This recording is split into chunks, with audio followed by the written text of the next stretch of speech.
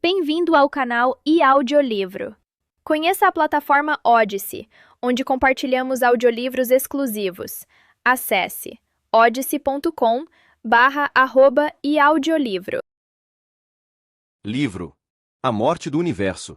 Renascimento Ficção Científica Hard, de Brandon Q. Morris. 15 de novembro de 1983, órbita da Terra.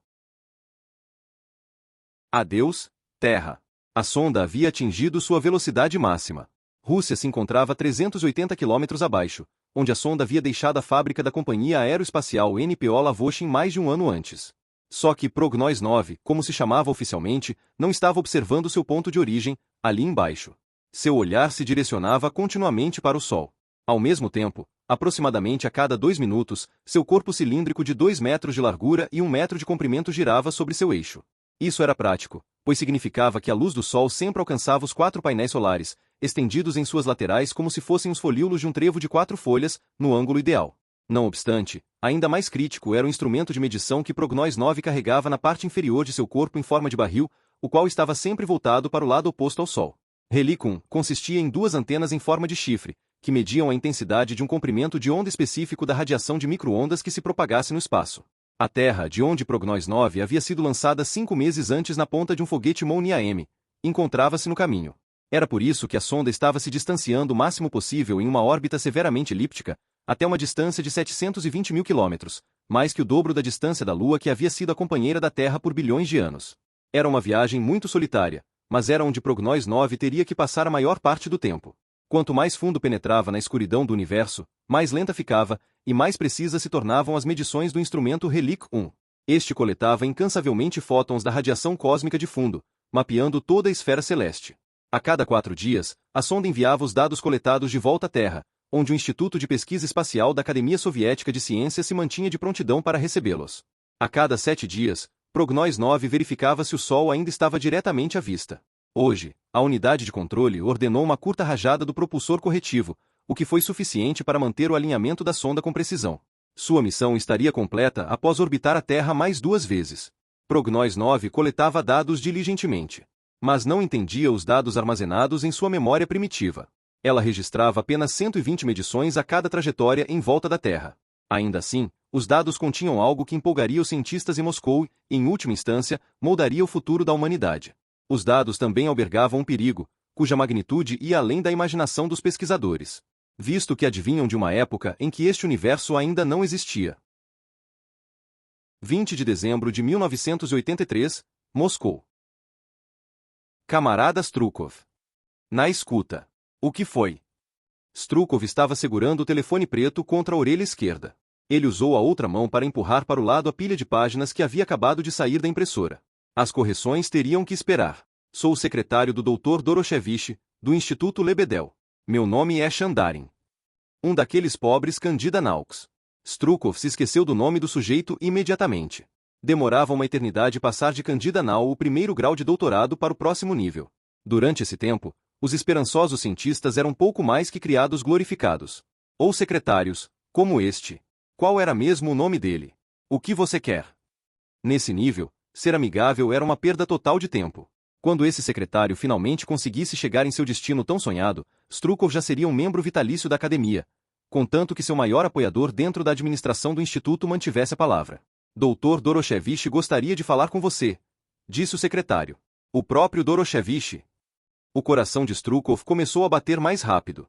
Essa era outra categoria completamente diferente. Doroshevich estava significativamente mais acima na carreira, em comparação com o degrau em que Strukov se encontrava. O homem provavelmente já estaria ganhando mais de 300 rublos, enquanto a própria esposa de Strukov ainda reclamava dos 220 que eram levados para casa mensalmente. Claro, não tenho muito tempo, mas para o seu chefe eu encontrarei espaço. Obrigado, Dr. Strukov. Vou transferi-lo. A linha clicou 2 vezes. Então instalou e clicou novamente. Aqui, Doroshevich. Boa tarde, Strukov. Boa tarde, camarada. Como posso ajudá-lo? Doroshevich chefiava o Laboratório de Física do Universo Primitivo no Instituto Físico Lebedel da Academia de Ciências. Era um cargo de muito prestígio, afinal, o instituto remontava ao czar Pedro, o Grande. Eu estava lendo o artigo que você enviou para publicação na Astronomicheski Vestnik. Strukov começou a suar. Por que será que o editor da revista não avisou que pediria a Doroshevich, dentre todas as pessoas, para realizar a revisão obrigatória antes da publicação? O homem era conhecido por suas duras críticas, até mesmo cáusticas. Eu me sinto privilegiado, camarada. Andrei. Chame-me de Andrei, Igor. O suor agora escorria por suas têmporas. Algo não estava certo aqui. Doroshevich era alguns anos mais velho e desfrutava de um status superior. Não havia razão para serem tão íntimos, a menos que quisesse algo em troca. Mas o que ele poderia querer? Doroshevich poderia obter tudo o que lhe passasse pela cabeça, sem a ajuda de Strukov, por meio das conexões que, sem dúvida, já teria a essas alturas. Sim, camarada, é uma honra. Um belo texto, Igor, disse Doroshevich, elevando o tom no final como se houvesse mais na frase, mas ele não ousou dizer. Algumas frases eram melhores se deixadas inacabadas, onde todos entendiam o que era pretendido. Mas, agora? Strukov não tinha a menor noção do que poderia ser. Obrigado, camarada, ainda não se atrevia a usar o primeiro nome do amigo. Às vezes, esses convites tratamento mais informal eram estendidos por pessoas de posição mais elevada, sem nenhuma expectativa de que seriam aceitos. Nesses casos, era mais sobre transmitir um certo sentimento. Estou impressionado com a maneira precisa como você coletou e avaliou os dados. Isso deve ter levado vários fins de semana. Bem, sim. O trabalho tinha sido abrangente e completo. Mas o ensaio tinha sido composto por seu próprio Kandnaux, com base nas medições do voo espacial Prognoz 9. O texto tratava tanto de explosões de radiação gama quanto de radiação cósmica de fundo. Em qual delas Doroshevich estaria interessado? As conclusões que você tira disso, camarada, são muito ousadas. Ousadas? Essa não é uma palavra bonita, ele pensou. Ninguém que desejasse progredir na carreira queria ser considerado ousado. A qual seção você está se referindo? Perguntou em voz baixa. Como é? Não estou conseguindo ouvir muito bem. Tem bastante chiado na linha. Talvez os nossos amigos curiosos estejam nos ouvindo. Haha. Na posição de Doroshevich, ele poderia se safar com piadinhas sobre a polícia secreta. Mas era melhor que Strukov se contivesse e não risse junto. Ele segurou o telefone mais perto da boca. Estou me perguntando a qual seção você está se referindo na sua avaliação, repetiu um pouco mais alto no telefone. Ah, agora posso ouvi-lo bem melhor. Estou falando sobre as anisotropias na radiação de fundo, que foram encontradas pelo Helicon. Sim, essas foram novas descobertas maravilhosas. O experimento realmente valeu a pena. Ele mostrará ao mundo mais uma vez o quão superior a ciência socialista é. Eu entendo seu entusiasmo, Igor. Mas, outra vez, o final da frase de Doroshevich havia ficado no ar. Strukov não respondeu. Ele queria que o homem apenas dissesse o que estava pensando. Sempre precisamos ter uma visão ampla em nosso trabalho, manter um olho no quadro geral. Sabe como é, não é mesmo, Igor? Mostrar aos imperialistas o quão bons somos é uma coisa. Mas às vezes também temos que guardar o nosso conhecimento para nós mesmos, quando é o melhor para o socialismo. Oh! Então, esse era o mas implícito anteriormente. A frustração se agarrou ao coração de Strukov e o apertou. Um artigo de pesquisa cujos resultados ele não teria permissão para publicar não faria com que sua carreira avançasse. Ele havia recusado todas as ofertas dos militares para o projeto, embora o exército pagasse muito mais aos seus pesquisadores. Ainda assim, nunca ter permissão para publicar era algo que ele considerava inaceitável. Sua esposa ainda o repreendia por essa decisão. Ela certamente o teria repreendido de um jeito ou de outro, mesmo se ele tivesse dito sim, porque então ela não poderia viver na capital, e teria que congelar o traseiro em alguma base siberiana, longe da civilização. Pensar em sua esposa o distraiu da decepção que Doroshevich estava prestes a transmitir pela linha telefônica. Igor? Você não tem nada a dizer. Doroshevich fez uma pausa, mas não houve resposta. Então, ele continuou, é sobre as estruturas que você encontrou na radiação de fundo. Você escreveu que não há nenhum processo físico que possa explicá-las, e você ainda afirmou que com mais pesquisas você seria capaz de provar que há informações contidas nelas. Sim, se os dados tivessem sido um pouco mais precisos, ele poderia ter detectado seu conteúdo de informação. Mas a resolução do instrumento Helicon era simplesmente muito baixa para isso. Se ao menos ele não tivesse incluído essa conjectura. Mas ele tinha sido muito orgulhoso, e era um argumento brilhante para que o experimento fosse repetido com um instrumento melhor. Ele não podia deixar passar essa oportunidade. Na verdade, foi um pouco prematuro da minha parte declarar tais suposições não comprovadas, ele declarou, por fim. Não, Igor. É exatamente para isso que serve a sessão de discussão de cada artigo científico. Você fez um excelente trabalho. Obrigado, camarada.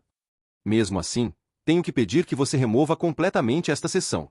As observações sobre as explosões gama e as tendências gerais das anisotropias da radiação cósmica de fundo podem permanecer. O quê? Strukov não conseguia acreditar. Ele deveria eliminar mais da metade do artigo? Havia muita coisa a mais nos dados. Igor, eu entendo completamente, de um físico para outro. Mas se as suas suposições estiverem corretas, seria sensacional. O Ocidente não parece ter a mínima ideia sobre isso ainda. Podemos estar uma década à frente deles. Quando foi a última vez que isso aconteceu? E quem sabe o que o universo está tentando nos revelar nesses dados? Você acha que é uma coincidência que a nossa pesquisa socialista tenha descoberto isso primeiro? Agora Doroshevich estava exagerando. Suas descobertas não eram tão significativas. Nem mesmo eram fatos, apenas especulações. Mas Andrei não era apenas um colega, ele também era um concorrente. Seu laboratório também precisava produzir resultados. O mais certo era que ele estivesse pensando que poderia usar os resultados para propor uma missão de acompanhamento sob sua própria liderança. Não sei, camarada. Os meus superiores me farão perguntas.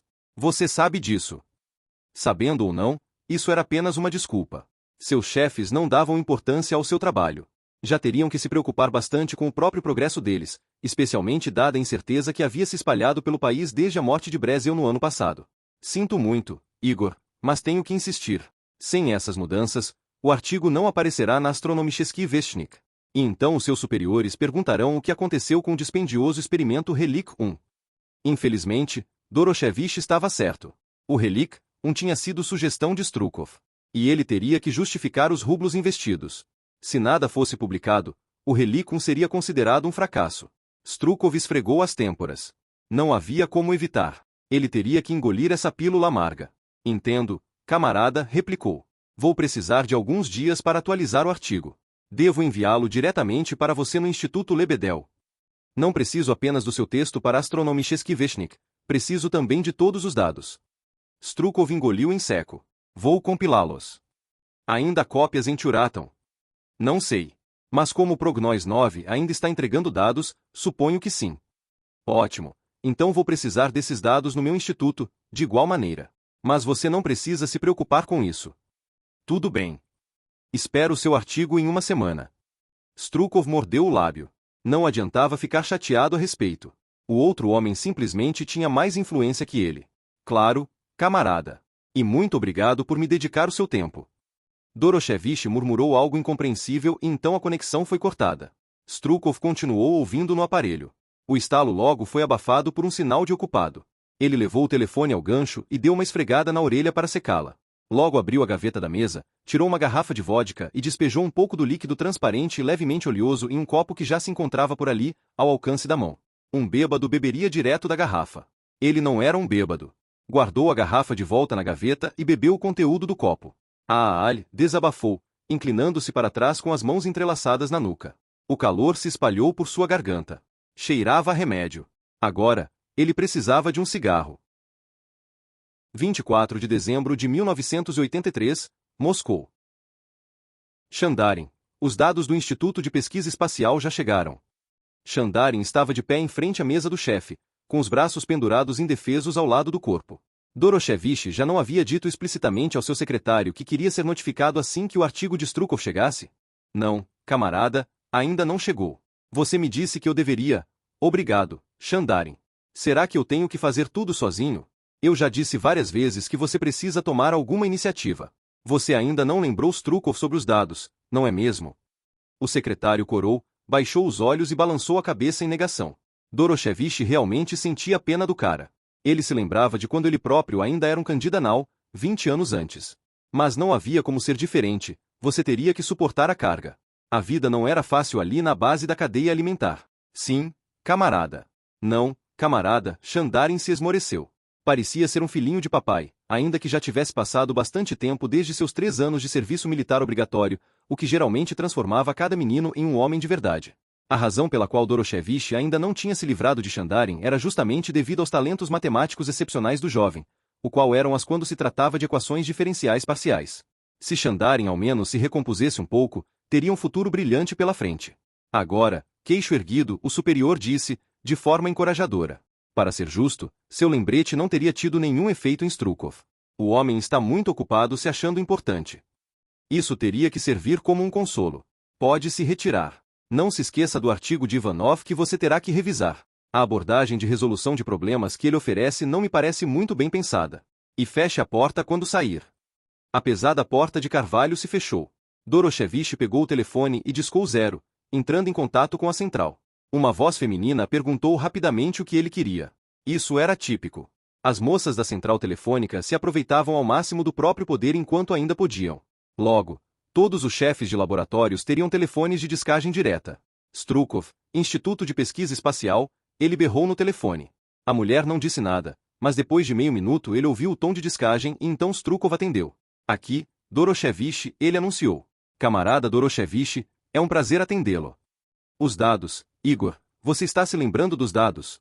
Ainda preciso de mais alguns dias. Mas então, pare de enrolar. Preciso deles agora. Tenho muito tempo livre nas próximas semanas. Gostaria de usar esse tempo para analisá-los. Mas a sua família não precisa que você se prepare para as comemorações de Ano Novo? A minha esposa, por exemplo, está constantemente no meu pé, cobrando-me sobre as coisas que ainda preciso fazer, querendo saber se conheço alguém que... Strukov fez uma pausa, esperando pela resposta. Doroshevich estava quase explodindo. Como será que Strukov sabia que a esposa do camarada o havia expulsado algumas semanas atrás? Provavelmente havia feito das tripas coração para reunir coragem e mencionar a família que o amigo já não tinha mais. Não, Strukov não podia saber do assunto. Ninguém no instituto sabia, exceto Shandarin, que era o dono do pequeno casebre em que o chefe estava se mantendo confinado. Strukov estava apenas procurando uma desculpa para não entregar os dados ainda. Não, Strukov, a minha esposa cuida de tudo isso sozinha e me deixa continuar com o meu trabalho. Talvez você devesse dizer isso à sua esposa. Ela está atrapalhando as ciências socialistas ao impedi-lo de trabalhar. Eu sempre digo isso a ela. Ótimo, Strukov. Sobre os dados, o meu secretária irá buscá-los aí em 1 hora. Mas eu ainda tenho que... Não importa em que estado se encontrem. Eu vou dar um jeito. Conheço muito bem o formato de dados das sondas Prognois. Já fiz experimentos com a Prognois 5 e com a Prognois 7. Então estarei esperando o seu mensageiro, replicou Strukov. Posso. Muito obrigado pela sua cooperação. Eu definitivamente não vou me esquecer disso. Doroshevich encerrou a ligação abruptamente. Em seguida, chamou em voz alta Shandarin, quem se encontrava frente a uma pequena mesa em seu escritório externo. Seja rápido, ele disse, acenando para que Shandarin se retirasse de seu escritório. E o jovem assim o fez. Ótimo. Ele logo teria esses dados tão promissores. Doroshevich se levantou e se deixou cair no pesado sofá de couro atrás de sua mesa. Era uma das vantagens das quais o chefe de um laboratório podia aproveitar. Uma outra vantagem era o contato com as estagiárias. Ele já havia tirado proveito disso com pelo menos 2 delas neste sofá. Era uma pena que uma delas tivesse enfiado na cabeça a estúpida ideia de que ele deixaria a esposa por um novo romance, e não satisfeita, tivesse compartilhado essa ideia com a mesma esposa. Por causa dessa tola macha, ele agora era obrigado a passar as noites na cama estreita de Shandarin, enquanto seu secretário dormia em um colchão no corredor. Sua esperança era que os dados fossem interessantes o suficiente para ajudá-lo a passar ocupado as festas do fim de ano. Doroshevich suspirou e esfregou as mãos. 2 de janeiro de 1984, Moscou. Doroshevich arrancou seu chapéu de pele da cabeça e o jogou no sofá de couro. Estava de mau humor. Não tinha sido nada divertida a viagem de metrô para o escritório nessa segunda-feira. Todo mundo estava de má vontade, rostos rabugentos por todas as partes, e todos cheiravam mal, uma metade deles fedia vodka e a outra metade a alho. De fato, era com sua esposa que ele estava bravo, em breve sua ex-esposa. Ela o havia expulsado da Yoka bem na véspera de Ano Novo, logo depois que Morosko e Segurosha haviam trazido presentes para seus 2 filhos. Ele até havia pagado os 2 alunos fantasiados. 10 rublos cada, e que agradecimento ele recebeu. Teve que sair de casa antes da meia-noite. Pelo menos Shandarin não sabia de nada a respeito, pois já havia ido passar o feriadão no povoado da mãe. E a previsão era que só voltaria depois de 2 dias. Isso significava que Doroshevich teria tempo para estudar os dados do Relic, um impasse. Era realmente espetacular o que esse Strukov, do Instituto de Pesquisa Espacial, tinha descoberto. Doroshevich revisou as tabelas repetidamente, fazendo uso de algoritmos diferentes. Se não fosse por um intervalo de erro relativamente grande, ele teria quase certeza de que havia algum tipo de informação codificada ali. Do jeito que estava, poderia ser uma mera coincidência, embora isso fosse pouco provável. De certo modo, a imprecisão da medição estava fazendo com que os resultados se mostrassem viciados. Agora ele parecia estar obtendo apenas um 6 de copa, por assim dizer, mas na realidade poderia ser nada mais que uma distribuição aleatória das cartas. Ou seria um erro de sistema, que já devia estar presente no próprio aparelho de medição. Se fosse esse o caso, ele estava manipulando um jogo de cartas marcadas. Doroshevich tentou uma nova distribuição do baralho, e de novo, 6 de copa. Ele presumiu que era um fenômeno físico interessante, mas na verdade o truque estava nas próprias cartas. Ele precisava descobrir o que estava realmente escondido na radiação cósmica de fundo. Essa era a especialidade dele, pois vinha do início do universo, que era exatamente o campo de pesquisa de seu instituto. Uma vez que o cosmos tivesse se esfriado o suficiente para que elétrons e prótons se combinassem em átomos de hidrogênio, a luz de repente havia tido liberdade de movimento. O eco dessa época ainda era detectável na forma de radiação de fundo. Se pudesse encontrar uma estrutura nela, ele poderia possivelmente ganhar um prêmio Nobel. Então ele teria praticamente garantido um posto vitalício na Academia de Ciências. Não sonhe acordado, Andrei, disse a si mesmo. Primeiro você precisa de provas. Ele precisaria obter uma nova missão espacial aprovada com a ajuda desses dados. Relic 2 seria chamado, com instrumentos de medição significativamente melhorados. O único problema era que o Relic 1 estava operando sob a autoridade do Instituto de Pesquisa Espacial. Strukov ainda era o pesquisador responsável, e Doroshevich tinha acabado de tirar os dados do colega. Ele teria que contornar o instituto de alguma forma. Havia apenas uma maneira segura de fazer isso: o exército. Mais da metade de todos os lançamentos de foguetes eram reservados para os militares. Ele acreditava que os generais seriam os únicos capazes de requisitar todos os recursos e instrumentos necessários, sem mencionar um foguete pronto para lançamento, dentro de 3 ou 4 meses. Tudo bem. Ele escreveria um requerimento agora e o enviaria para... Sim, para onde? O exército soviético conduzia principalmente pesquisas aplicadas, geralmente em locais onde as tecnologias relevantes eram então fabricadas. Prognoz 9 havia vindo da NPO Lavoshin, onde uma sonda de acompanhamento poderia ser construída mais rápido, se não nessa empresa. Ele só precisava ter certeza de que sua proposta não fosse interpretada como uma crítica. Prognoz 9 era um satélite excelente. Precisava apenas de instrumentos de medição ainda melhores. Doroshevich realmente poderia usar Shandarin agora. O garoto poderia assumir o trabalho de encontrar o contato perfeito. Mas Doroshevich teria que fazer as ligações por conta própria. Ele devia ter um conhecido que lhe devesse um favor e que gozasse de um bom relacionamento com a NPO Lavoshin. Se isso desse certo, ele não mais teria que andar de metrô. Como membro da academia, ele teria um veículo da frota. Então, como diretor do instituto, ele poderia transitar por Moscou em um Moskvich, com motorista particular e tudo. 6 de janeiro de 1984, Moscou. Doutor Doroshevich. Sou eu mesmo. Aqui é Shirshakov, da equipe do coronel-general Komikov. Komikov? Ele nunca tinha ouvido esse nome antes. Mas a ligação devia ter algo a ver com sua proposta. Como posso ajudá-lo, camarada? É sobre o novo experimento Relic que você propôs. Isso tinha sido rápido. Hoje era sexta-feira. Ele havia enviado o envelope para a sede de Lavoshin pelo correio do instituto na quarta. O serviço postal era muito pouco confiável para tais propósitos. Normalmente, cartas como a dele ficariam por algumas semanas na caixa de entrada de alguém. Algum secretário de Lavoshin devia ter reconhecido a importância de sua proposta. Uau, isso era emocionante. Alegra-me muito que tenha respondido tão rápido. Não quero rodeios.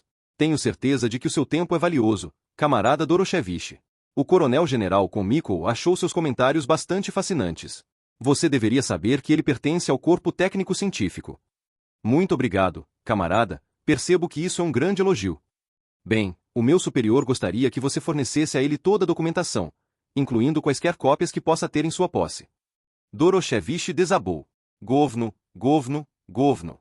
Que maldita pena. Seus belos planos estavam todos virando fumaça. Outra pessoa se sentaria no estofamento de couro do Moskvich, e sua esposa não aceitaria de volta o que ele havia se permitido imaginar, haja vista que nenhuma mulher rejeitaria um membro da academia. Ficaria feliz em oferecer os meus serviços, replicou, tentando a sorte. Devo dizer que apreciamos muito seu trabalho. Sim, tanto que o general nem se deu ao trabalho de falar ao telefone. Mas esse não é o problema agora, complementou Shirshakov. Por favor, reúna tudo e entregue ao seu secretário, Shandarin. No final do dia, o motorista buscará o seu secretário e os dados. Shandarin? Por que ele? Porque era sempre tão calado e transmitia a garantia de que não revelaria nada. Claro, camarada, tudo acontecerá conforme a sua solicitação.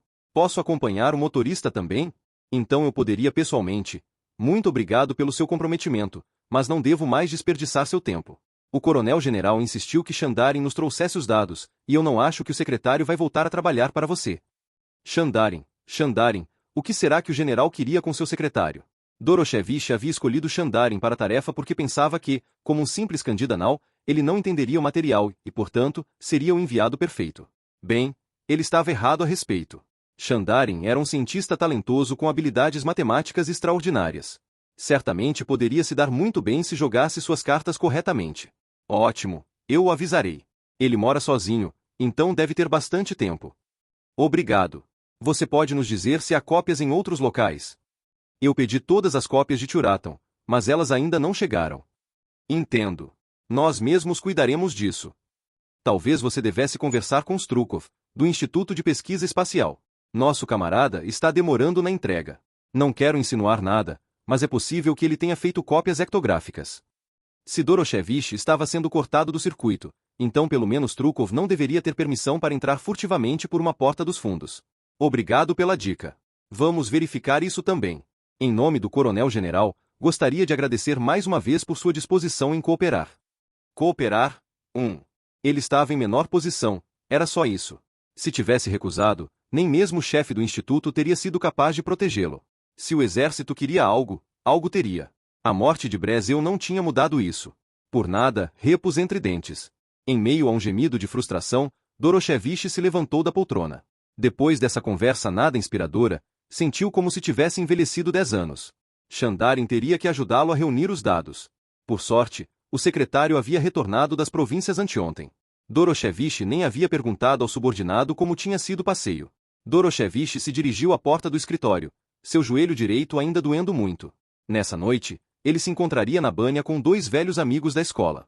Eles suariam e se chicoteariam com feixes de galhos, então se esfregariam com bastante neve e beberiam cerveja gelada.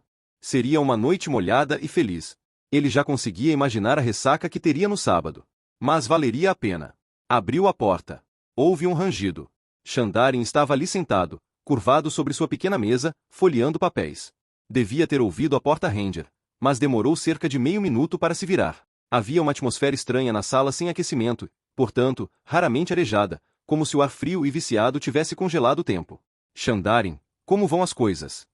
Perguntou. O secretário olhou para ele com os olhos arregalados. Doroshevich teve que rir de si mesmo. Provavelmente deveria perguntar mais vezes a seu subordinado sobre coisas do dia a dia. Afinal, não queria que a equipe pensasse que ele era um cara insensível.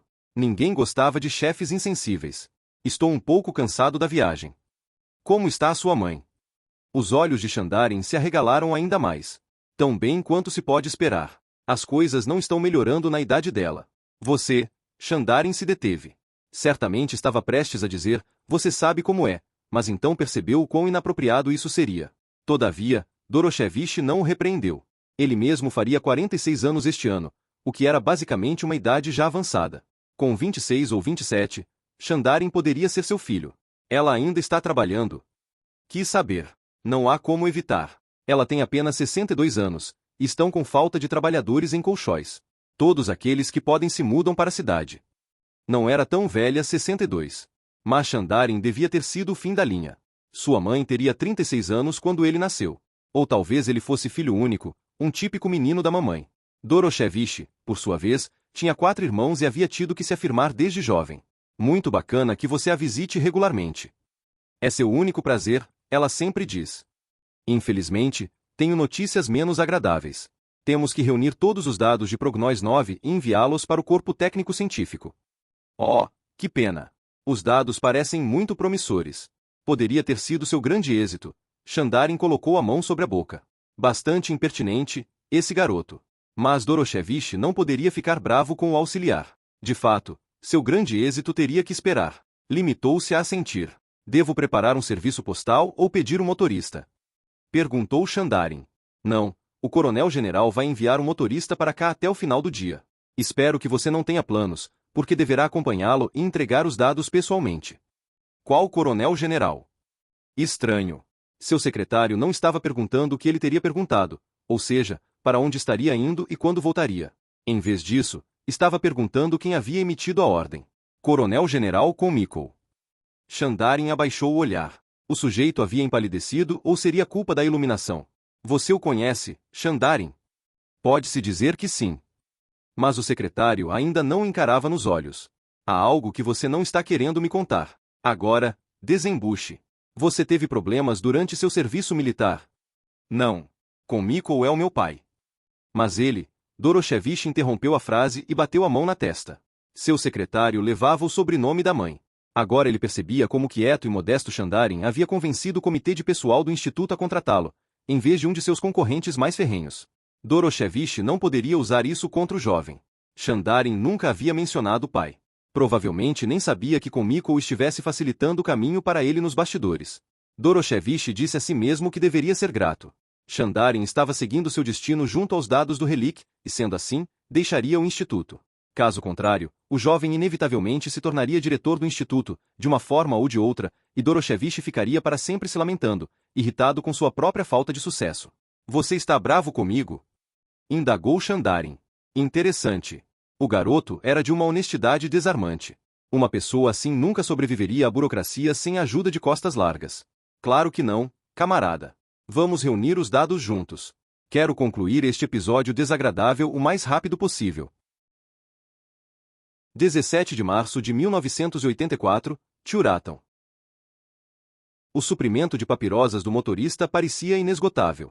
Fascinado, Sasha observava do banco traseiro direito do passageiro como o homem, de talvez 50 anos de idade, remexia no bolso de sua jaqueta grossa, tirava um maço de cigarros Belomorcanal e o sacudia de tal forma que uma das finas papirosas desafiava a gravidade e saltava para fora. O motorista abaixava a cabeça e puxava o cigarro com os lábios. Em seguida, colocava o maço de volta no bolso.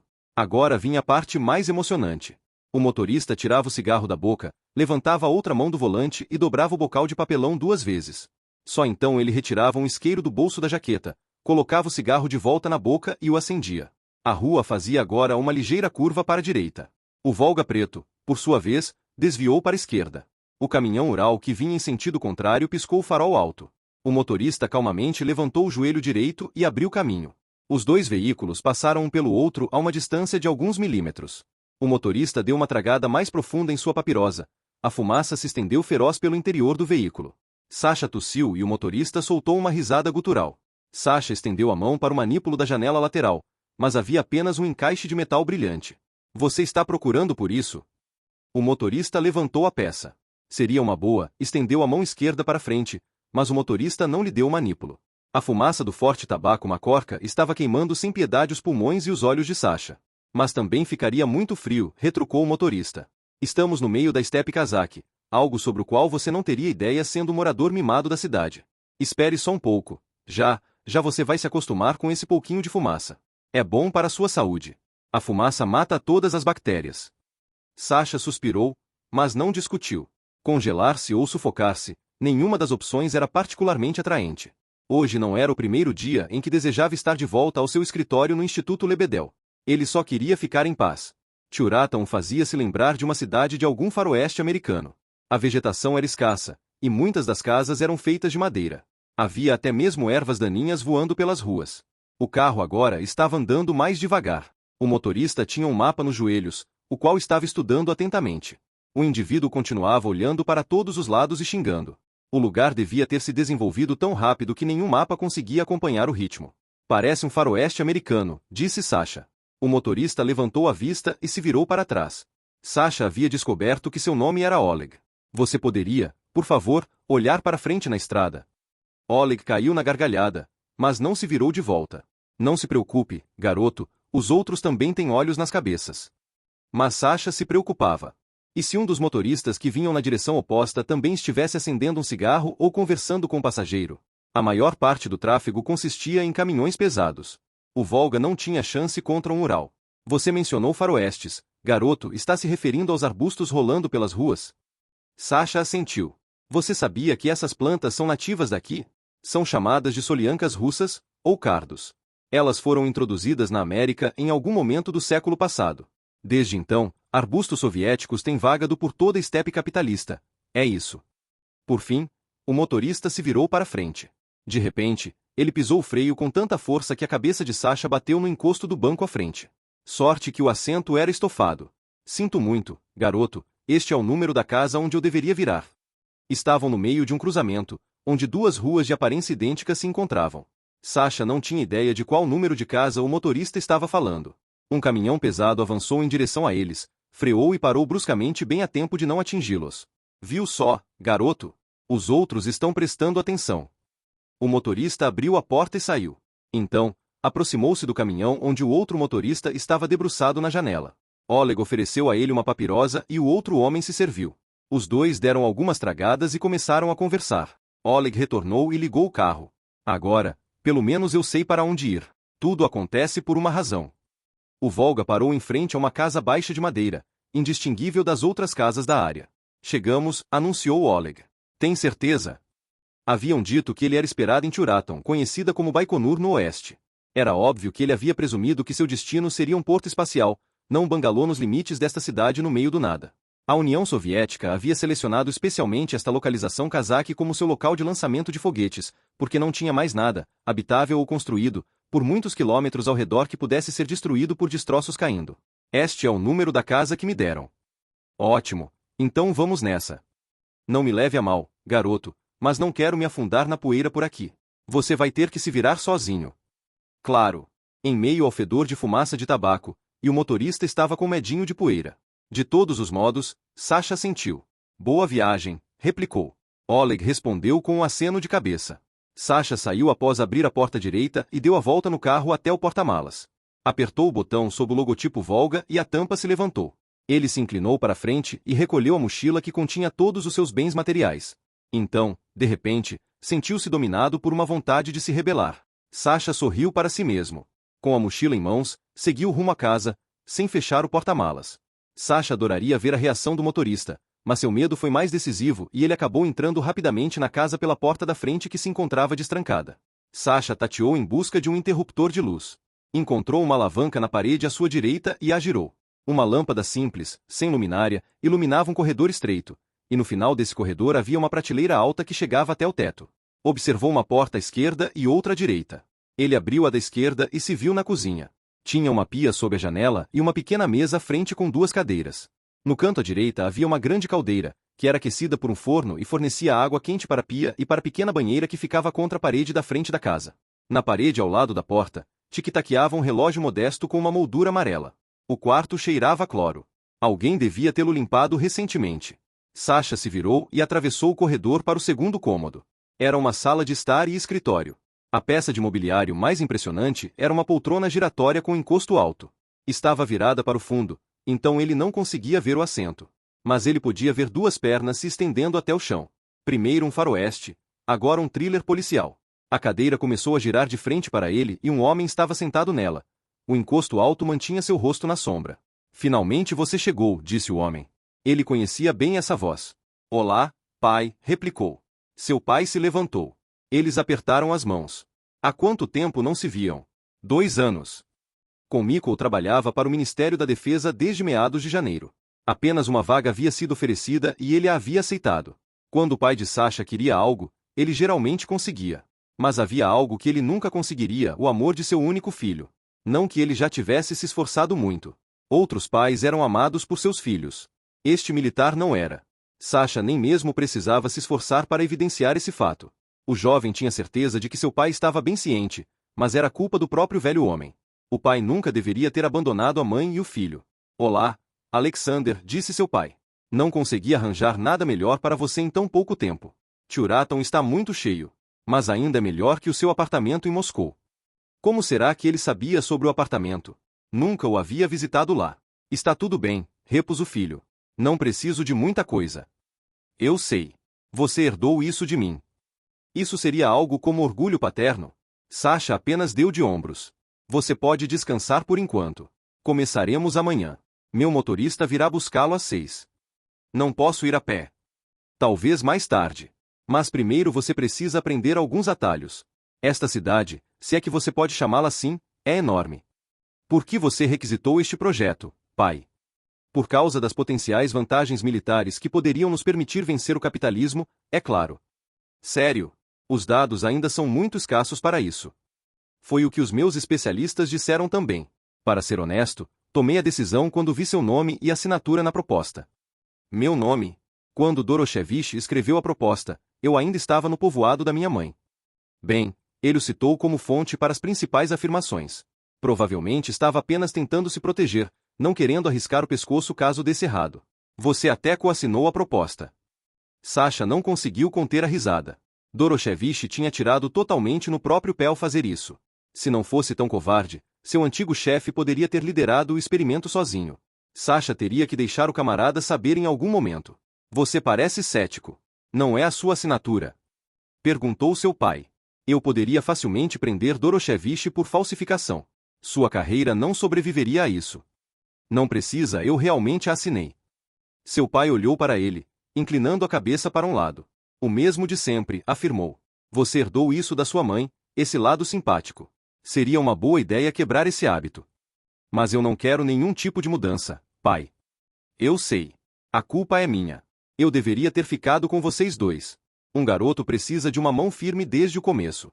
Então eu poderia ter tirado isso de você. Mas agora acho que é tarde demais. Talvez Sasha devesse realmente sentir gratidão pelo pai, em vez de ressentimento, por tê-los abandonado. Acontece que ele simplesmente não conseguia. 18 de março de 1984, Tchuratam. Sasha foi acordado por uma batida forte à porta. Soltou um gemido e se sentou. A cama era dura como pedra, mas ele ainda tinha conseguido dormir bem. A luz do sol penetrava no quarto por uma fresta nas venezianas, que ele mesmo havia fechado na noite anterior. A poeira brilhava no raio dourado de luz. Levante-se, bradou uma voz feminina. Sasha tirou o cobertor e se deslizou para a beirada da cama, em meio a um rangido do móvel. Inalou profundamente. O ar cheirava a cogumelos secos. Levante-se, ouviu a voz dizer novamente, acompanhada de batidas à porta. Ele obedeceu. O piso estava frio. O aconchego quente do sono já não fazia parte de seu corpo agora. E então ele se deu conta do congelado o quarto estava. Será que não havia aquecimento aqui? A mulher estava ficando impaciente. Levante-se. Temos que ir. Ele caminhou pelo corredor até a porta da discórdia. Sentiu uma picada repentina na planta do pé. Govno! Merda! Ele levantou o pé. Uma vespa estava deitada no chão. Ou seria uma abelha? De onde teria vindo? Era março, praticamente inverno, e eles se encontravam no meio da estepe desolada. Levante-se de uma vez. Estou indo, ele bradou de volta. Chegou até a porta, ainda manquitolando, e girou a chave. A porta foi imediatamente aberta pelo lado de fora. Uma mulher mais velha, de cerca de 50 anos, estava agora parada na frente dele. Ombros largos, quadris avantajados e cabelo curto tingido de um vermelho berrante. A luz do sol caindo sobre ela por trás fazia parecer que trazia uma auréola sobre a cabeça. Uma socialista com uma auréola. Sasha teve que sorrir. A boca da mulher se apertou em uma linha reta. O sorriso do rapaz se dissolveu. A porta não deveria estar trancada. Vociferou a mulher. Sinto muito. Eu não sabia. Estão precisando de você no laboratório T4. Faz 15 minutos que me ligaram. Você tem alguma noção do adiantado da hora? Já passa das 7. Já? Então, o dia de trabalho começou cedo em Tchuratam. Ninguém lhe havia dito isso. Voltou a sentir saudade de Moscou. Presumivelmente, todos aqui se levantavam quando o galo cantava e iam dormir ao anoitecer. Como se fosse para confirmar tal hipótese, ele ouviu uma galinha cacarejando em algum lugar. Sinto muito, ele disse. Você sabe dizer mais alguma coisa? Sinto. Vou me preparar. Onde fica o Lab T4? Escute, garoto, eu sou a sua desurnaia, não sua guia de viagem. A mulher olhou para ele de cima a baixo. Sasha ficou aliviado por seu pijama estar relativamente limpo e arrumado. O olhar dela era tão frio que ele ficou arrepiado. Mas talvez fosse por causa do ar gelado. Ele nunca havia conhecido uma desurnaia que não se comportasse como um comandante de companhia mal-humorado. O rosto da mulher se iluminou. Aparentemente, ninguém lhe explicou como as coisas funcionam por aqui. Você pode me encontrar no bangalô, que fica no meio do quarteirão. Você se reporta a mim quando sai e depois quando volta do trabalho. Visitantes são oficialmente proibidos. Eu limpo a sua casa e, pela manhã, entre 6 e 7, você pode vir até mim para pegar seu caixa. Almoço e jantar estão disponíveis na cantina. Há 2 máquinas de lavar no meu bangalô que você pode usar. Posso fazer ligações telefônicas também. Ele ainda não sabia onde ficava o Lab T4, e esta oficial de plantão não estava informando. Mas talvez a central telefônica pudesse ajudá-lo. Telefone. Sinto muito, apenas com permissão especial. Tudo aqui é estritamente confidencial. Eles já devem ter dito isso, pelo menos.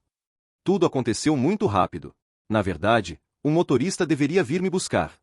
O jovem tem seu próprio motorista. Inacreditável, a desurnaia suspirou. Tudo bem. Então trate de se vestir e venha para minha casa. Vou lhe indicar a direção correta.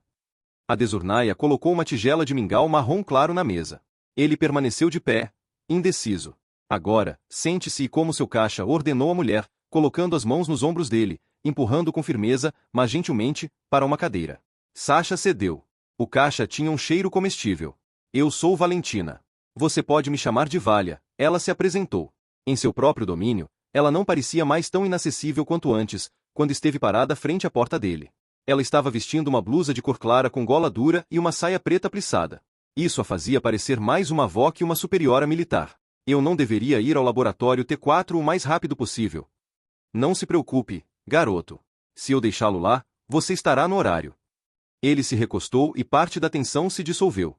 Contradizer a Desurnaia era uma má ideia. Lembrou-se de imediato de seu tempo na residência estudantil. Valha pressionou na mão dele uma colher de madeira grosseiramente entalhada. Ele devorou o mingau. A massa pegajosa tinha um gosto levemente adocicado. Se terminasse a tigela inteira e a Desurnaia provavelmente não o deixaria ir até que o fizesse, então ele não sentiria fome novamente até a noite. Terminei, ele anunciou, empurrando a tigela para longe. Muito bom. Valentina se mostrou satisfeita e colocou a tigela na pia. O bangalô era disposto quase exatamente como o de Sasha, exceto pelas duas máquinas de lavar ao lado da pia. Uma centrífuga se encontrava posicionada na frente delas, e havia alguns varais esticados pela cozinha com os respectivos pregadores de roupa encaixados. O que houve com o aquecimento? Ele quis saber. A usina de aquecimento ficou sem carvão, então o aquecimento central só funciona por algumas horas à noite. Mas você pode se aquecer usando o forno na cozinha, isso se conseguir um pouco de madeira ou carvão. E como eu consigo combustível? Você pode trocá-lo por alguma coisa. Só precisa ser criativo. Mas você sabe disso. Ou você é um filhinho da mamãe que sempre teve tudo feito para você? Não, ele realmente não era. Sasha negou com a cabeça, embora estivesse se perguntando o quanto seu pai havia secretamente influenciado sua carreira. Ele nunca havia autorizado isso. Devemos ir agora, disse Valentina. Ele se levantou obedientemente, tirou o casaco do gancho perto da porta e o vestiu. Enrole seu cachecol em volta do pescoço corretamente, aconselhou a Desurnaia. O vento está gelado. Não quero ter que cuidar de gente doente. Já tenho muito o que fazer mostrando a cidade aos recém-chegados. Valentina falou de forma concisa, mas isso provavelmente fazia parte de seu papel. Será que havia uma escola para Desurnaias onde as mulheres aprendiam esse tipo de tom de pátio de quartel? Ela endireitou o nó do cachecol, virou o rapaz e lhe deu um tapa nas costas. Saia daqui, garoto. O laboratório T4 ficava em um prédio de 3 andares, feito de tijolos vermelhos. A Desurnaia levou Sasha até as portas duplas de entrada. O soldado postado ali fez uma saudação militar e ela retribuiu. A Desurnaia devia ter prestado serviço militar. O sargento, sua graduação era reconhecível pelas 3 listras em suas lapelas, pertencia ao exército, assim como o pai de Sasha. Eu trouxe Shandarin aqui para ser entregue a Komiko, relatou Valentina, como se o jovem fosse algum tipo de mercadoria. O sargento enfiou a mão no bolso interno do paletó do uniforme e tirou uma folha de papel datilografada. Correu o dedo pela lista. Parou à procura cerca de 2/3 do caminho. Shandarin, correto. Entre, camarada. Obrigado, camarada, por trazê-lo aqui. O general já estava perguntando por ele. E ainda assim o homem teve que dar uma olhada na lista primeiro. O sargento endireitou a arma que estava usando nas costas e abriu uma das portas. Suba pela escada, depois à direita, segunda porta.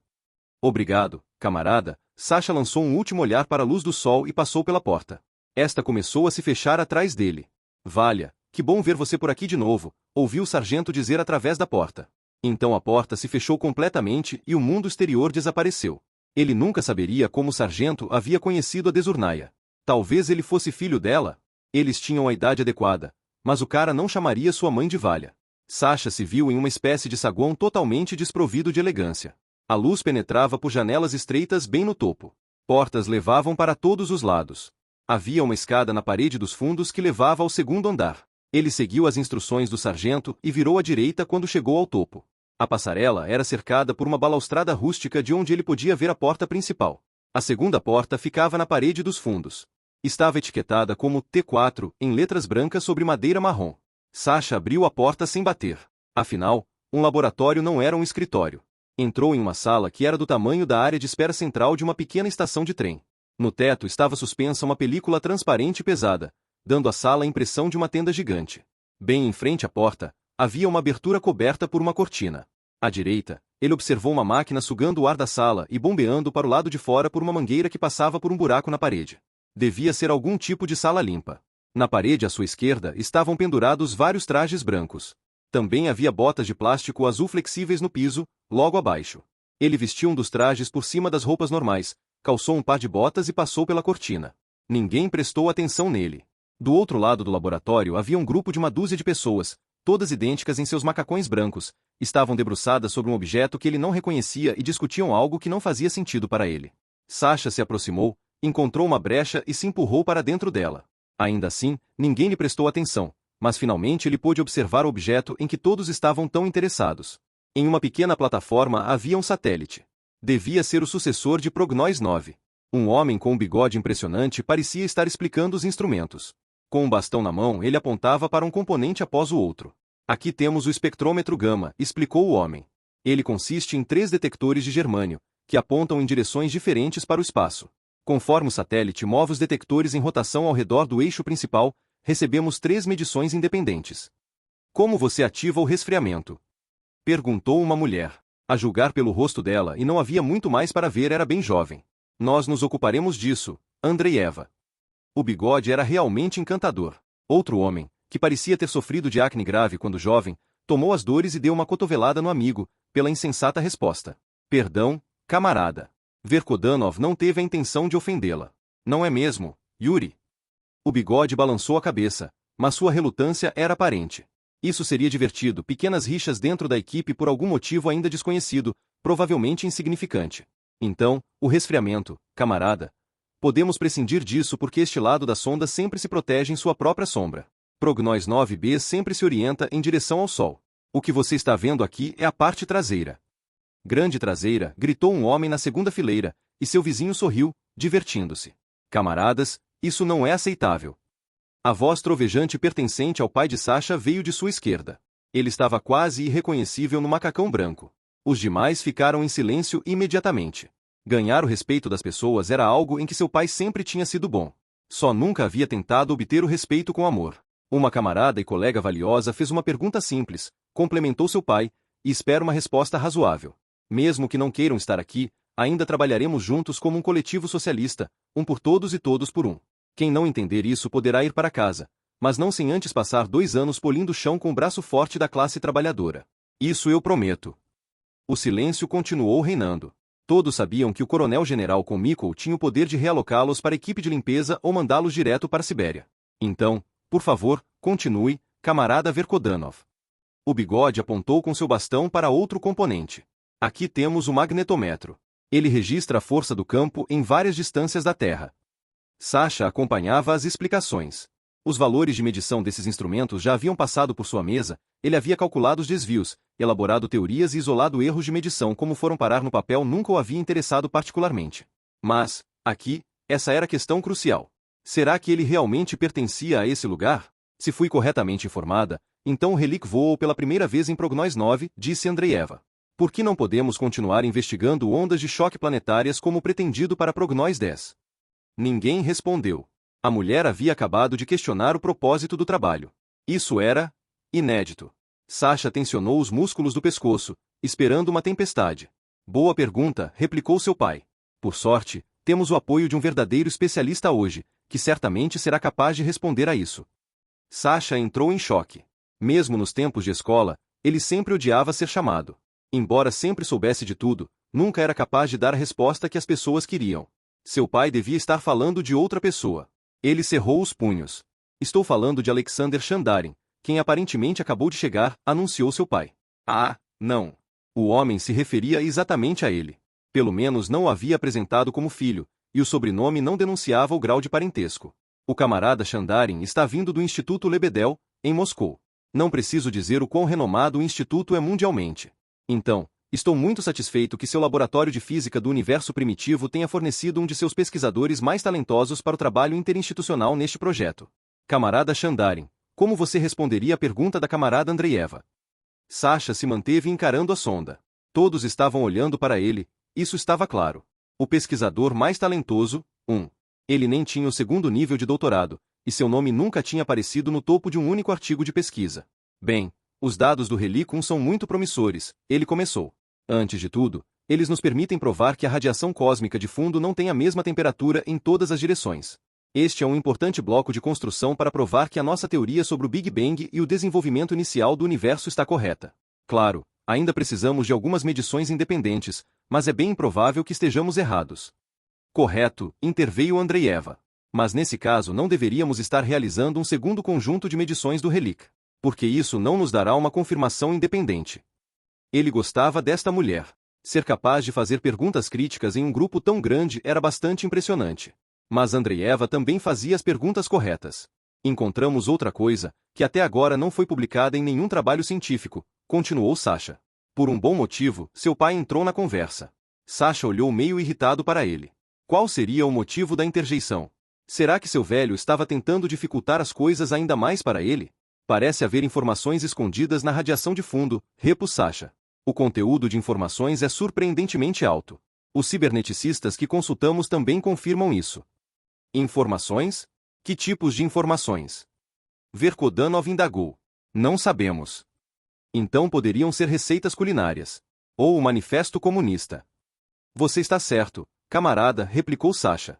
Ele conhecia pessoas como Verkodanov. A melhor maneira de tirar o vento de suas velas era concordar com elas. Não sabemos ainda o que se encontra armazenado, continuou a explicação. Até agora, só podemos provar que, ou melhor, temos evidências de que alguém escreveu com tinta invisível no material que compõe o universo. Para tornar essa tinta visível, precisamos do novo experimento Relic. Esperamos que um aumento de 10 vezes na resolução revele o segredo. Quem poderia ter sido esse alguém? Deus? Perguntou Andreeva. Qual seria o primeiro nome dela? Ele precisaria descobrir mais sobre ela. Seu pai caiu na gargalhada. Deus! Isso é só ópio para as massas, algo que o próprio Lenin já havia compreendido, disse o coronel-general. Não acho que, como cientistas esclarecidos, precisamos considerar isso seriamente. Na verdade, essa citação era de Karl Marx, pai, e ele descrevia a religião como o ópio das massas, não Deus. Mas é claro que Sasha não podia corrigi-lo abertamente. Isso seria uma afronta. Provavelmente se safaria impune, mas seria melhor escolher batalhas mais importantes. E o coronel-general estava certo. Por que algum deus deveria escrever suas mensagens em uma linguagem secreta na radiação de fundo? Os deuses preferiam trabalhar com milagres impressionantes que até a pessoa mais estúpida pudesse entender facilmente.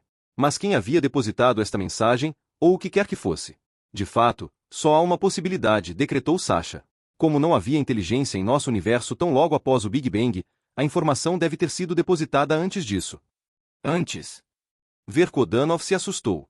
O tempo só tem início depois do Big Bang. Até uma criança sabe que não houve um antes.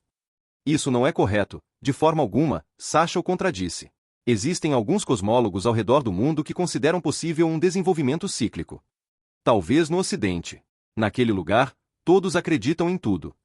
O matemático soviético Alexander Friedman propôs no início da década de 1920 que o universo poderia estar oscilando.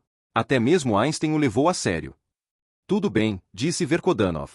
Suponhamos que houve um antes. O que devemos fazer a respeito? Se realmente há uma mensagem escondida ali, ela deve ter sido escrita por alguém com capacidades técnicas inimagináveis e com enorme esforço. Ninguém se daria a tamanho trabalho só para nos enviar uma saudação. A mensagem deve conter algo importante. Você tem alguma ideia do que poderia ser, Alexander? Perguntou seu pai. Agora, todos estavam olhando atentamente para o jovem. O fato de que o coronel-general estivesse falando com ele com tanta familiaridade o lançava sob uma nova luz. Se assumirmos, como Marx, Engels e Lenin fizeram, que a vitória do socialismo é inevitável, então essa lei deve ter sido igualmente válida em um universo anterior. Talvez os habitantes socialistas desse universo precursor quisessem negar algo, à luz de sua morte iminente, algo que nos ajudaria a conquistar os antigos poderes e levar todos os povos deste planeta a um paraíso comunista.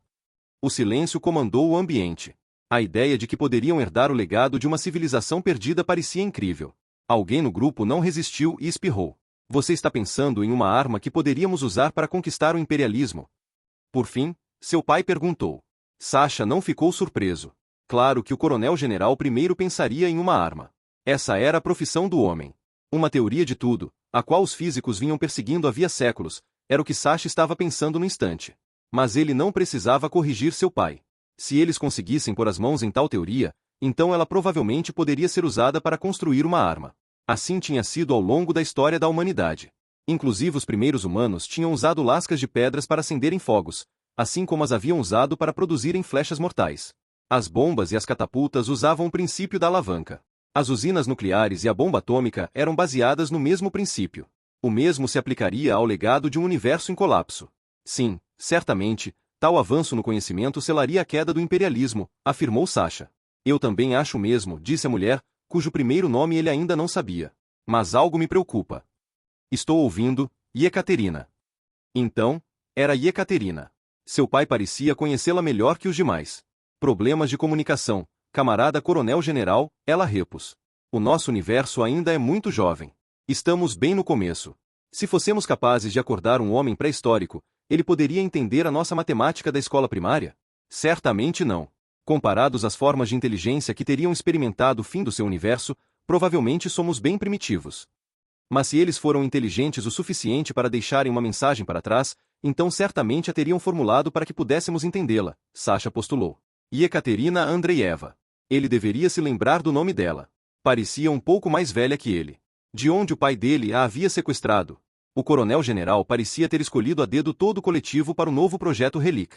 Verkodanov, o homem de bigode, vinha de um instituto de pesquisa militar de Akademgorodok. Ele não parecia um sujeito mau. No entanto, provavelmente não devia estar especialmente feliz por ter sido transferido da taiga para Steppe. Em Akademgorodok havia pelo menos infraestrutura básica e até mesmo um pequeno cinema, e as medidas de segurança não eram tão rígidas. Mas Sasha não tinha muito do que reclamar aqui. Estava vivendo mais confortavelmente que nunca, não precisava se preocupar com refeições e podia lavar suas roupas sem nenhum custo. Ele se virou para a direita, como o sargento na entrada principal havia instruído. Um vento particularmente forte estava assobiando por aqui. Puxou seu chapéu de pele para baixo em volta do rosto e se perguntou como seria aqui nas estações mais quentes. Pouco tempo depois, estava em pé na frente de seu bangalô. Bem a tempo, ele se lembrou das instruções da Desurnaia. Seria melhor não testar a mulher. Caminhou até o bangalô da anfitriã para anunciar seu retorno. Entre, garoto, ela o convidou. O samovar está quente. Junte-se a mim para uma xícara de chá. Ele aceitou a oferta, que na verdade era mais uma ordem. O chá estava forte, quente e doce. Depois disso, ele provavelmente não conseguiria dormir antes da meia-noite. A Desurnaia o interrogou sobre o dia, e ele se deixou ser espremido como um limão. Por fim, ela serviu uma vodka para ele em um copo, os habituais 100 gramas. Eles brindaram. A sua saúde, Sasha. A sua saúde, Valentina. O que você pode me dizer sobre Andreeva, se é que posso perguntar? A Desurnaia sorriu. Ah, será que ouvi algum interesse aí? Por que mais eu perguntaria? Bem, ela escreve cartas para a mãe que mora em Leningrado. Nenhuma visita masculina até agora. É isso que você queria saber? Isso já serve bastante, Valha. Boa sorte, Sasha. Mas você tem que me prometer uma coisa. Nenhuma visita feminina e coisas do tipo. A Desurnaia soltou uma gargalhada. Oficialmente não, mas isso é bobagem. Não há mais nada aqui para vocês, jovens novatos, fazerem. Não. Mas se você acabar na cama dela, ou ela na sua, eu quero saber de tudo.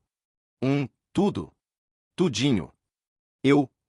Não se esqueça, eu posso lhe causar muitos problemas. Você não vai querer isso, garoto. E agora, vá para casa. Para que não volte a dormir mais que a cama, como fez hoje. 21 de março de 1984, Tchuratam. Um vapor cinza claro rodopiava acima do piso. Gotas se formavam nas botas protetoras de Sasha, apenas para se evaporarem novamente e de forma imediata. A câmara de medição tinha um vazamento. O nitrogênio de resfriamento estava se filtrando de uma válvula logo acima do chão. Sasha se abaixou e torceu as duas metades da mangueira com toda sua força, mas o vapor continuou vazando. O anel de borracha que deveria vedá-la provavelmente estava congelado e rígido. Se torcesse com mais força, ele o quebraria. Como estão indo as coisas? Era a voz de seu pai. O coronel-general devia ter acabado de entrar no laboratório. Está tudo bem, respondeu Verkodanov. O bigode, Yekaterina e Sasha estavam testando o novo detector Relic. Para isso, precisavam resfriá-lo o máximo possível, simulando o frio extremo que ele encontraria no espaço. Então, não parece estar tudo bem, repôs seu pai. Se esta é uma produção soviética de última geração, então o futuro parece sombrio, disse Verkodanov. As vedações em particular estão causando problemas. Elas são feitas de borracha de baixa qualidade, relatou Sasha. Olhe para isso. Ele levantou a mangueira da qual o nitrogênio estava vazando. Ainda assim, vocês conseguirão terminar até esta noite? A sonda tem que ser montada no foguete amanhã. Claro, replicou Verkodanov. Sasha não se mostrava tão otimista. Mas ele não estava realmente aqui como um físico experimental. Nunca havia gostado de construir coisas, sempre tinha preferido resolver equações simultâneas. Camarada Coronel-General. Sim, e Ekaterina. Precisamos conversar sobre o detector novamente. Já falamos sobre isso. Agora é tarde demais. Mas é importante. Só temos uma chance. A mulher era persistente, e isso deixava Sasha ainda mais impressionado. Seu pai suspirou. Há algum argumento novo? Ontem eu dei outra olhada na literatura, na revista de pesquisa do Instituto Nacional Americano de Padrões, americanos. Eles nem têm ideia sobre isso. O radiômetro que estamos usando é do tipo Dick, em homenagem ao americano que o inventou. Tudo bem, continue, mas seja breve, Katia. Katia! Seu pai devia conhecer esta mulher muito bem. As mulheres raramente subiam tão alto no exército soviético. Ele devia tê-la recrutado de outra organização. O artigo que li comparou correlacionadores sistemáticos de banda estreita e banda larga. Eu sou um soldado, camarada. Não se esqueça.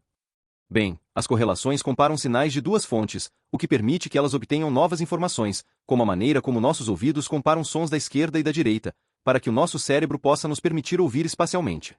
Uma banda estreita é como ouvir apenas os tons altos. Com um correlacionador de banda larga, você pode ouvir tudo. Então, a banda larga é obviamente melhor. Foi o que os engenheiros que construíram o instrumento Relic também pensaram. Eles usaram correlacionadores de banda larga como no Relic 1 e simplesmente aumentaram a sensibilidade ampliando os detectores. E você não está satisfeita com isso, camarada? Não, camarada Coronel-General. Detectores de banda estreita podem diferenciar entre distintas temperaturas de forma muito mais limpa. E é isso que é importante para medições de temperatura. Você tem certeza disso? É o que diz o artigo americano. De repente, ocorreu a Sasha que Ekaterina devia saber ler inglês. Ele nunca tinha aprendido o idioma. Outro ponto a favor dela. Americanos. Esbravejou seu pai, com desprezo. O artigo deriva essa tese matematicamente e aprova com experimentos. Nós fazemos os nossos próprios experimentos. Verkodanov, como é a precisão? O vazamento de nitrogênio me preocupa, mas na verdade parece estar muito bem, respondeu o Bigode. Mas estamos comparando menos 196 graus e 10 graus, disse Andreeva. No espaço, as diferenças são muito menores. Correlacionadores de banda larga não fornecem uma relação claramente linear. Agora, o que isso significa? Imagine-se pulando no ar, digamos 20 centímetros. Em seguida, você dobra a quantidade de energia que usa e pula, 40 centímetros. Exatamente. E se você usar 3 vezes a energia, são 60 centímetros. Isso é chamado de relação linear. Mas com correlacionadores de banda larga, isso não é garantido. Entre 10 e menos 196 graus pode ser, mas não será entre menos 260 e menos 270 graus. É isso que você afirma, camarada. Você acha que os engenheiros do meu instituto não pensaram nisso? O pai de Sasha era o chefe de seu próprio instituto? O jovem não sabia disso. Talvez. Ou eles eram da opinião de que isso não importava. O que você sugere? Que paremos os testes e reconstruamos o instrumento Relic. Esqueça, Andreeva. A sonda vai para o foguete amanhã. Não há tempo. Agora, apresse-se com esses testes. Sim, camarada Coronel-General. E Ekaterina, parecendo um pinguim em seu macacão protetor, ficou ereta e bateu os calcanhares. Sasha reprimiu uma risada. Seu pai saiu do laboratório. Vire-se, por favor, ordenou Ekaterina. Ele obedeceu, afastando-se dela e tirando o macacão. Eles tinham completado todos os testes. Já passava das 8 da noite, o que significava que a Desurnaia iria repreendê-lo. Tenho que ir, disse Verkodanov, sem esperar que se despedissem. Uma corrente de ar frio girou ao redor de Sasha, e a porta que dava ao exterior se fechou com um som de estalo. Ele estava sozinho com uma mulher mais ou menos da sua idade, talvez alguns anos mais velha. Ele começou a sentir calor. Não deveria ter ideias estúpidas agora. Ouviu o ruído de tecido. Será que ele deveria dar uma olhada? Melhor não. Então, você terminou? Ela perguntou. Ele se virou novamente para encará-la. E Ekaterina estava usando um uniforme simples, que combinava muito com ela. Havia passado batom vermelho que parecia fora de lugar na pequena sala. Sim, quase. Só precisava tirar as botas. Ele levantou a perna direita e tirou o macacão. Mas perdeu o equilíbrio e teve que se apoiar na parede. Que vergonha! Quando ele chegou na segunda bota, Ekaterina lhe ofereceu a mão. Ele a segurou firmemente. Era quente, macia e um pouco maior que a dele. Sasha? Posso chamá-lo de Sasha? Sim, claro. Será que ela queria alguma coisa? O que poderia ser? Pode parecer um pouco estranho, mas eu queria perguntar se você me acompanharia até a minha casa. Caramba! Ela o estava convidando. O que isso significava? Ele deveria perguntar? Será que ela queria?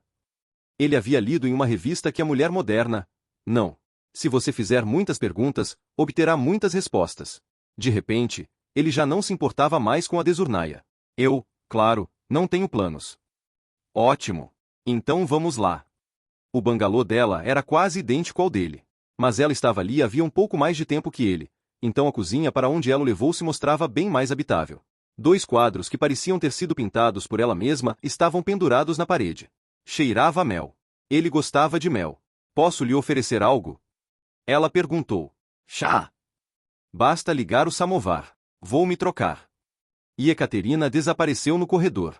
E se ela voltasse com uma camisola sedutora? O que ele deveria fazer? Por enquanto ele ligou o samovar elétrico. Logo, abriu o botão de cima da camisa, mas o abotoou novamente imediatamente. Esse foi um movimento indevido.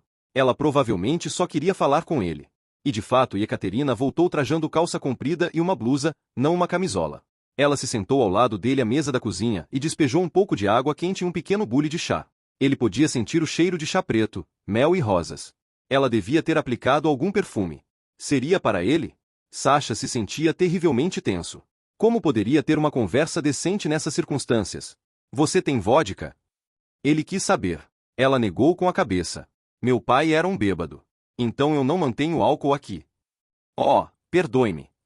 Foi há muito tempo. Assim como muitas coisas. Por que muitas coisas? O que você quer dizer? Eu? Nada. Obrigado por ter vindo. Percebi que Komiko valoriza muito a sua opinião. Ele não confia completamente em mim por algum motivo. Sasha desabou. O papo seria sobre seu pai. Ela queria algum tipo de intercessão. Claro, um bom relacionamento era coisa importante. Valia até uma xícara de chá. Até onde ela poderia chegar. E Ekaterina se levantou e foi até uma prateleira ao lado da porta. Pegou algumas folhas de papel e as trouxe de volta para a mesa, sentando-se do lado oposto a Sasha. Eram cópias de alguma coisa. Como a mulher as havia conseguido? Nada mal, ele disse, em tom de aprovação, você convenceu o bibliotecário a lhe conceder cópias. Eu tive que dormir com ele. Ele olhou para ela consternado. Cara, estou apenas brincando. Sasha não respondeu. Ainda devia estar se mostrando incrédulo, visto que ela se inclinou sobre a mesa em direção a ele e lhe agarrou as 2 mãos. Ele podia agora ver o topo dos seios dela no decote da blusa. Ele tentou se forçar a desviar o olhar, mas não obteve êxito. Você acha que eu faria algo assim? Ela perguntou. Não. Ele se envergonhou por sua gagueira. Bem, isso é gratificante. De fato, era uma bibliotecária de 70 anos. Agora, dê uma olhada neste artigo. Chama-se A Sensibilidade do Radiômetro Dick, e foi escrito por um certo David F. Waite. Ele olhou para o texto e tentou lê-lo. Mas levou um tempo para decifrar as letras latinas, e no fim das contas, quase não entendeu nada. Ele não seria útil para ela. Desculpe-me, mas o meu inglês, eu posso ler o texto em inglês. O que eu gostaria de saber é o que você acha das equações. Equações. Ele passou o dedo pela página, deixando para trás uma mancha azul. Ele precisava ser mais cuidadoso, as cópias eram bem novas. E ali estava, a primeira equação, ys, t, igual a 1, t, y1, t, mais a2, t, y2, t, mais yn, t, uma equação de amplificação, ele anunciou. Fica interessante a partir da página 131, disse Ekaterina. E quando chega nas transformações de Fourier, eu fico perdida. Eu sempre odiei matemática. Ele folheou as páginas. E de fato começou a entender mais e mais do que o autor havia escrito, mesmo sem entender uma palavra do inglês. A linguagem da matemática era verdadeiramente universal. Será que isso não deveria dar a eles esperança a respeito da mensagem escondida na radiação de fundo? Ele passeou positivamente pelas equações. Era para isso que ele havia nascido. Era uma pena que o trabalho terminasse na página 152. E? O que você acha? Ele tocou as bochechas com as mãos. Seu rosto estava brilhando. O trabalho é impecável. Obrigado por me mostrar. Eu deveria passar mais tempo na biblioteca. Isso significa que estou certa. Sobre o correlacionador de banda larga? Sim, aqui está claro. Ótimo, então iremos falar com Komiko, amanhã de manhã, e pediremos permissão para reconstruir o instrumento de medição. 22 de março de 1984, Turaton. O céu no leste estava gradualmente ficando cinza. A lua, quase cheia, iluminava a paisagem expansiva com um brilho pálido. O horizonte se mostrava tão afastado. A esfera da Terra parecia ter o dobro do tamanho aqui. Em Moscou, o céu noturno era marrom claro ou cinza, a menos que houvesse uma interrupção de energia. Mas, mesmo no campo, na casa de sua mãe, ele costumava se sentir acurralado pelas árvores que o pressionavam de todos os lados. Na estepe, ele era livre, mesmo que precisasse de permissão para entrar e sair do complexo do porto espacial. Sasha se virou. O horizonte ocidental ainda estava preto. Caso contrário, ele seria capaz de ver o andaime que sustentava o próximo foguete Molnia. Hoje, a estrutura deveria ser coroada com o satélite Prognoz 9B. Esta missão secreta nunca apareceria em nenhum livro de história. E os dois tentariam adiá-la. Sasha bateu à porta do bangalô da Desurnaya. Ela já devia estar acordada, uma vez que a luz brilhava pelas frestas das janelas da cozinha. A porta se abriu. Já acordou tão cedo, garoto? Ele assentiu. Bom dia, Valentina. Peço desculpas por ontem à noite. Não vim me apresentar. Ela acenou para ele entrar. Ele tirou o chapéu, o cachecol e o casaco e entrou primeiro no corredor e depois na cozinha. A tampa da secadora estava aberta e cheirava a roupa lavada. Você está justificado, mas só dessa vez, replicou a Desurnaya. Eu sabia que você estava em boas mãos. O que você sabia? Eu os observei pela janela, Andreieva e você. É melhor fecharem as persianas se não quiserem que todo o complexo saiba o que estão fazendo. Mas como você sabia que eu estava com ela? Qual é?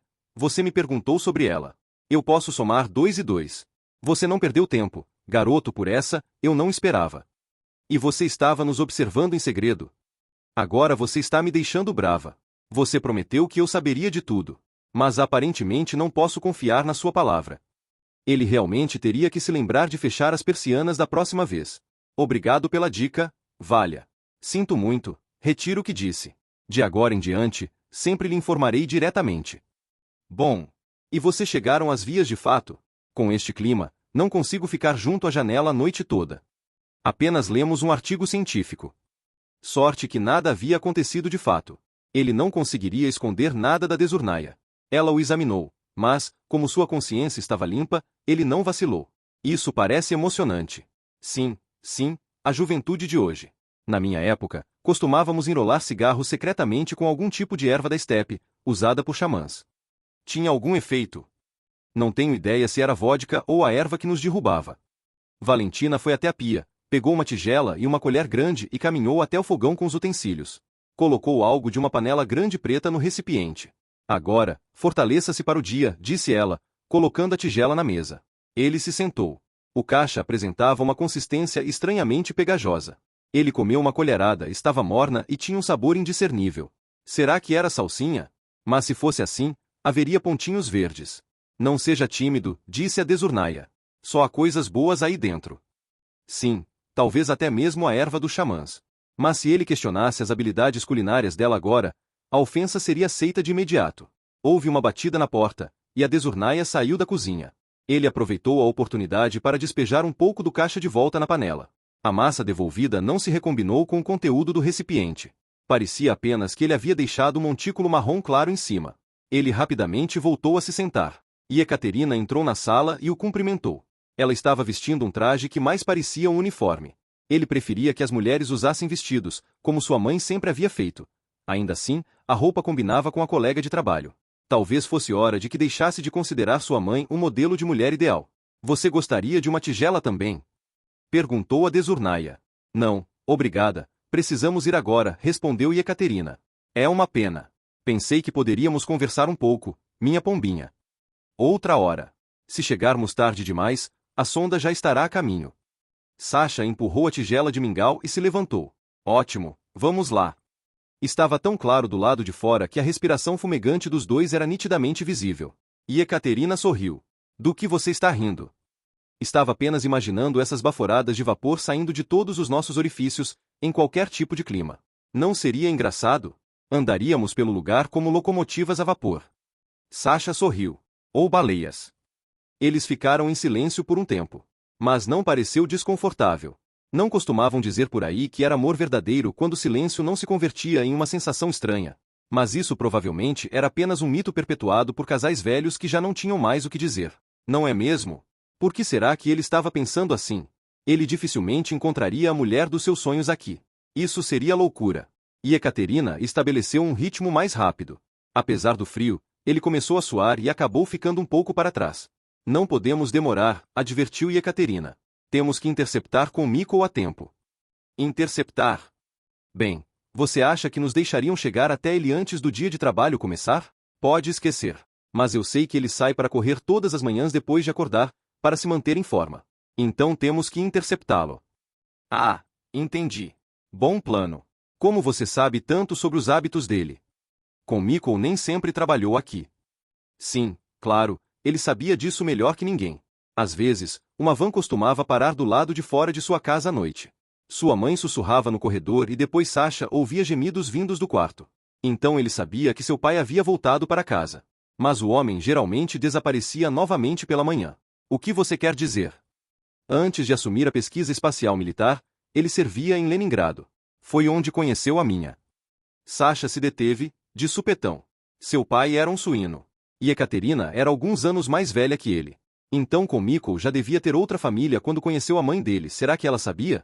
Então, era por isso que o pai nunca havia estado presente em sua vida. Algum problema? E Ekaterina quis saber. Temos que continuar. Nada, ele disse, e começou a se mover novamente. E Ekaterina devia ser sua meia-irmã. Era por isso que ela parecia tão familiar para ele, e era por isso que eles se entendiam tão bem. Sangue é mais espesso que água. Você só pode contar com a família, sua mãe sempre dizia. Sorte que ainda não tinha se apaixonado por Ekaterina. E mesmo assim algo oprimia, como se alguém tivesse acabado de colocar uma mochila pesada em suas costas. Ele se endireitou e, de fato, uma faca afiada acabava de cortar seu coração. Como Ekaterina havia previsto, encontraram o coronel-general na frente de sua casa. Estava vestindo um moletom marrom com uma insígnia do exército, mas sua patente não era visível. A testa do oficial estava coberta de suor. Ah, o meu melhor pessoal, disse, cumprimentando-os com um sorriso. Por que será que ele não os havia apresentado um ao outro? Não era o mínimo que os laços familiares exigiam? Seria melhor que Sasha deixasse a negociação para Ekaterina hoje. Bom dia, coronel-general, ela replicou, enquanto se virava para observar ao redor. Não havia ninguém à vista. Então ela estendeu o braço ao superior. Eles se afastaram da porta da frente, contornaram a casa, e Sasha seguiu como um cão fiel. O que os traz aqui tão cedo assim pela manhã? Já deixei a caldeira ligada e gostaria de tomar um banho sossegado. Antes de começar as minhas missões, disse o general. É sobre um instrumento de medição Relic. Precisamos fazer alterações nele, declarou Ekaterina. Verkodanov vê as coisas de forma diferente, assim como o técnico-chefe do Instituto da Base. Telefonei para ele pessoalmente ontem, depois que você expressou as suas preocupações. Verkodanov é um idiota. Não é justo dizer isso. Ele já liderou vários projetos bem-sucedidos. E ele tem experiência com o Relic 1. Ele apenas encontra bons funcionários e então leva o crédito pelo sucesso deles. Isso é legítimo. Só demonstra que é um gerente inteligente. Sasha acha que estou certa. Você parece respeitar a opinião dele. Com Mikko parou, virou-se para o cão fiel e ergueu as sobrancelhas. E tu, Brute? Perguntou teatralmente. O trabalho científico no radiômetro Dick é impecável, relatou Sasha. Isso é muito bom para o americano que o escreveu. Significa que a ciência imperialista não é fundamentalmente inútil. As conclusões são importantes para nós, coronel-general. Não deveríamos usar um correlacionador de banda larga. Mas Verkodanov diz que isso aumenta a sensibilidade mais de 10 vezes. Só que não nos dará nada, repus Sasha, porque os dados de medição serão menos confiáveis. Estaríamos tornando a tinta invisível visível, mas não saberíamos de quais letras as palavras seriam realmente compostas. E então quem sabe o que tiraríamos delas? Sinto muito, mas o cronograma é implacável. A sonda tem que estar no foguete hoje. Caso contrário, não seremos capazes de realizar o lançamento a tempo. Mesmo se estiverem certos, não poderemos nos dar ao luxo de atrasos. Mas poderíamos lançar alguns dias depois, insistiu Ekaterina. Em 3 de abril, a Soyuz T-11 decolará. O local de lançamento tem que estar limpo novamente para isso. Simplesmente não há espaço para adiamento. Então a Soyuz T-11 poderia voar um pouco mais tarde. Isso não daria certo. Teremos o primeiro indiano a bordo. É um evento político. A Índia é uma aliada. Você não deixa os aliados esperando. Não sendo assim, eles acabarão unindo forças com os americanos. Aliados de verdade não trocam de lado. Os indianos sempre fazem o que querem. A Índia é um dos países não alinhados que não estão no Comecon. Esta é uma política complexa que vocês não entendem. Nós nem teríamos uma razão oficial para o adiamento, visto que o Prognóis 9 é confidencial. O que eu tenho que fazer para convencê-lo, coronel-general? Não adiantou. Afinal de contas, o homem era um aparatic. Nada, Kátia. O cronograma é fixo. Mas estou satisfeito por vocês dois estarem trabalhando tão bem juntos. Eles estavam a caminho do laboratório. Sasha havia pensado em voltar para a cama e dormir um pouco mais. Não conseguiriam mais nada hoje, de todas as maneiras. Mas, de alguma forma, parecia uma atitude errada. Isso é tão irritante, desabafou-se Ekaterina. Concordo, ele disse. Imagine só, gastamos milhões de rublos, e tudo que temos para mostrar são dados inutilizáveis. Acho que é assim que tem que ser. Era tão promissor. O que poderia estar escondido ali? Talvez alguém tenha escrito a história do universo que veio antes do nosso. Poderíamos aprender de uma vez por todas se o marxismo-leninismo está realmente certo. Difícil. E Ekaterina se deteve. Por que você está tão monossilábico hoje? Mau humor. O que mais ele poderia dizer? Eu quase me apaixonei por você, mas então descobri que você é minha meia-irmã. E Ekaterina deu um passo à frente e colocou as duas mãos nos ombros dele. O hálito fumegante dos dois se misturou e envolveu suas cabeças. Sasha, eu gosto de você, ela se declarou. Eu não sei o que é. Você nem mesmo é o meu tipo. Mas eu me sinto bem quando estamos juntos. Acho que isso pode virar algo. Não estrague tudo. Ele suspirou. Eu também gosto de você, ele deveria dizer agora. Algo assim. Mas não fazia sentido. Havia outra razão para que ela se sentisse próxima dele. A razão errada. Ele não disse nada. Ela o encarou bem nos olhos por um tempo, como se estivesse esperando algum retorno. Então ela o soltou e se virou. Agora ela estava decepcionada. Doeu vê-la daquele jeito, mas ele não podia fazer nada a respeito. Quer saber de uma coisa? Perguntou Ekaterina. O quê? Nós vamos construir um novo instrumento Relic. O foguete não será lançado por alguns dias. Talvez possamos trocá-lo diretamente na sonda. Você quer construir um novo instrumento de medição e então subir até o topo de um foguete abastecido, para modificar a sonda Prognóis 9B lá em cima. São apenas 35 metros. Você é insana. É o que a minha mãe sempre dizia.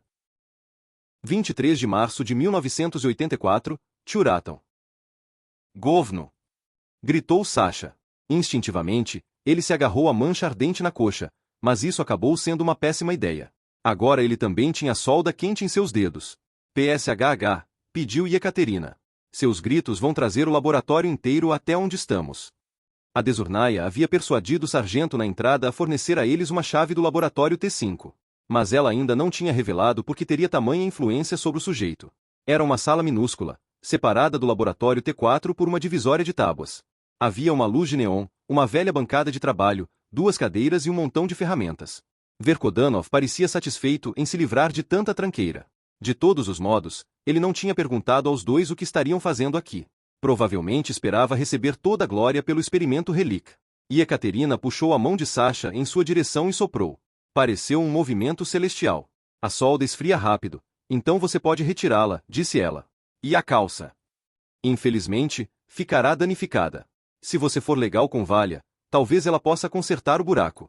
Você não deveria derreter tanta solda de uma só vez. Mas quando eu aproximo o ferro de solda, espere um minuto, isso está muito alargado. Quem o ensinou a soldar? Você, agorinha mesmo, eu não disse isso. Ah, então você está indo muito bem. Espere, vou procurar uma ponta menor. Mas você pode fazer um movimento menos amplo. Ele agarrou o lacre que era usado para apertar a ponta. Não, idiota, isso está quente. Ele puxou a mão para trás. E Ekaterina o avisou bem a tempo. Se ele soubesse que teria que soldar, em vez de se absorver em suas preciosas equações, teria implorado a Doroshevich para que o deixasse ficar em Moscou. Mas então ele nunca teria conhecido Ekaterina. Bem, talvez isso tivesse sido melhor. Ele precisava continuar se lembrando de que ela era sua irmã. Quem a ensinou a soldar? Ele quis saber. Com Mikol. Ele sempre levava trabalho consigo quando visitava minha mãe. Naquela época, ele costumava fazer seus próprios experimentos. Algo voltou a cortar seu coração. Seu pai nunca tinha feito nada com ele. Em todo caso, Sasha não gostaria de ter aprendido a soldar com ele, visto que sempre tinha sido mais interessado em teoria. Isso é legal, pelo menos, para alguns. Oh, Sasha, não seja amargurado. Você dominou a linguagem da matemática, o que sempre estará além do meu alcance. Não foi isso que eu quis dizer. O que quis dizer, então? Estou apenas com inveja de você ter passado algum tempo com seu pai. Parece que ele cuidou bem de você, Sasha ofereceu. Com Mikko. Eu não o chamaria exatamente de um bom pai. Ele não estava por perto o suficiente para esse título. Sempre tinha que dividir seu tempo entre Leningrado e Moscou. Você via o seu pai com frequência. Ele não se dava ao trabalho de fazer algo comigo. Acho que eu não correspondia às expectativas dele. Quando tinha tempo para mim, ele queria praticar lutas ou correr pela cidade. Eu achava que as duas atividades eram estúpidas. Sinto muito por ouvir isso, ela replicou. Estavam falando sobre a mesma pessoa, mas Ekaterina não sabia disso. Com Mikko aparentemente nunca havia confessado à sua família em Leningrado que havia outra família em Moscou. Mas não era trabalho de Sasha retificar isso. Essa era uma verdade que o próprio coronel-general deveria expressar em algum momento. Algo se quebrou em seus dedos. Merda. Ele tinha esmagado o condensador. Levantou então o componente. Você tem outro? E Ekaterina olhou para o código de cores. 100 picofarads. É o que diz no diagrama do circuito. Ela vasculhou uma caixa e entregou a ele um novo. Estava marcado com listras coloridas diferentes. Não são 100, ele a informou. Não, 150. Você só tem que... Espere um minuto. Ela se inclinou sobre os planos, entrefechando os olhos. Ok, você tem que usar 50 ohms em vez de 100 para o resistor paralelo.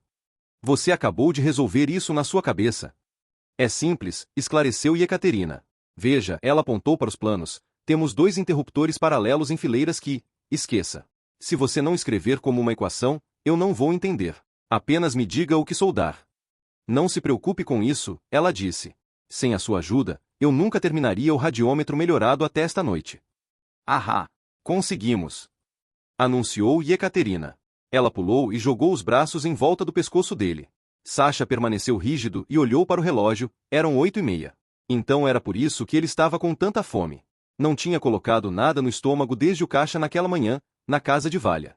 O fato de que ele não tivesse sentido fome antes devia ter sido causado pelo denso vapor de resina que estava flutuando pelo laboratório. Ele não conseguia nem sentir o cheiro do fluxo de solda. Obrigada mais uma vez, disse Ekaterina. Agora ele não poderá dizer não. Sasha não tinha tanta certeza. A sonda estava presa à ponta do foguete sob uma tampa. Fazer alterações depois do feito poderia ser bem difícil. Não quero jogar água fria, mas o nosso instrumento nem foi testado, e nós o construímos com componentes não temperados. No espaço, os eletrônicos são expostos a raios cósmicos, então normalmente seriam usados componentes especialmente fabricados que fossem menos sensíveis. Mas tais componentes também eram mais caros, e os dois não tinham como colocar as mãos nesse tipo de material. A coisa funciona, ela afirmou. Eu medi todas as conexões e os componentes individuais têm larguras estruturais tão grandes que um pouco de radiação não os afetará. Isso veremos. Você quer tentar convencer com Mikko desta vez? Ele realmente não respondeu aos meus encantos ontem. Não sei o que há entre vocês dois, mas ele parece gostar de você. Talvez ele veja uma versão mais jovem de si mesmo em mim. Sim, o próprio Mikko deveria contar a Ekaterina com quem costumava passar seu tempo em Moscou. Em você? Sasha lançou à sua companheira risonha um olhar azedo. Quero dizer, você é totalmente diferente dele. Melhor. Eu não gostaria de ter nada a ver com Mikko. Só que ela, de fato, gostaria de ter muito a ver com Sasha. Mais um motivo para o jovem ficar bravo com o pai. Se não fosse por Mikko, Sasha não seria parente de Ekaterina. Mas se fosse assim ele e Katia nem existiriam. Tudo bem. Pelo menos ele não teria que se torturar por nunca poder ficar com esta mulher. Venha, vamos tentar passar uma noite agradável, disse Ekaterina. Estou com muita fome. Eu também. Se estivéssemos em Leningrado, poderíamos simplesmente dar uma passada em uma sotolovaia e comer um pouco de borscht. O estômago dele roncou alto. Seria uma boa. Uma sopa quente com carne. Mas a cantina fechou há muito tempo, repus Ekaterina. É uma pena. Eu realmente poderia encarar a comida da cantina. Acho que sei onde ainda podemos comer alguma coisa. Na geladeira do coronel-general. Não, Sasha, na casa de Valentina. Ela sempre tem algo preparado e gosta de receber visitas. Ele não estava com vontade de passar uma noite com a Desurnaia, depois de um dia tão cansativo. Mas não tinha ideia de como mais iria saciar sua fome. Invadir a cantina. Tudo bem, vamos lá, ele concordou. Borscht. Você nunca ajudou a sua mãe na cozinha? Perguntou a Desurnaia. Eu não tinha permissão, respondeu Sasha. A cozinha era o domínio dela. E então as mães se perguntam como criam jovens tão preguiçosos. Isso nunca teria sido o caso comigo. Você saberia que um bom borscht leva pelo menos 4 horas para ser feito. E vocês estão mesmo morrendo de fome, como Katia disse. Estamos. Eu poderia preparar um plov. Tenho arroz e encontraremos algumas sobras para dar aquele sabor. Isso seria maravilhoso, replicou Ekaterina. Você é a melhor, Valentina, complementou Sasha. Meia hora depois, a Desurnaya pegou 3 pratos e serviu grandes porções de arroz frito de uma panela de ferro fundido. O plov cheirava delicioso. Eles comeram em silêncio. Depois, Valentina serviu um digestivo para eles. 100 mililitros por pessoa, é claro. Após o segundo copo, ela contou histórias de sua juventude, passada no Lago Baikal. Os xamãs desempenhavam um papel importante, assim como ervas estranhas e pessoas de outro mundo. Era quase como se Valia estivesse falando sobre uma época anterior à fundação da URSS. Tudo parecia um conto de fadas. Em algum momento, Sasha se levantou. Não conseguindo se firmar na beirada da mesa, ele caiu. Você precisa ir para a cama, recomendou a Desurnaya. Espere, eu vou pegar a jaqueta. Ele respondeu. Não, vocês dois podem dormir aqui. Como será que ela conseguia falar tão claramente? E o que ela estava querendo dizer? Alguém agora o empurrava pelo corredor até o outro quarto. O ambiente estava gelado. Alguém tirou seu pullover e sua calça, deixando só com a roupa íntima, e o aconchegou na cama. Ele ouviu o rangido do colchão de mola. Então alguém o cobriu com um cobertor que cheirava sabão em pó, e o mundo ao seu redor desapareceu. 24 de março de 1984, Tchuratam. Levante-se, dorminhoco. Bradou Ekaterina, olhando para ele maliciosamente.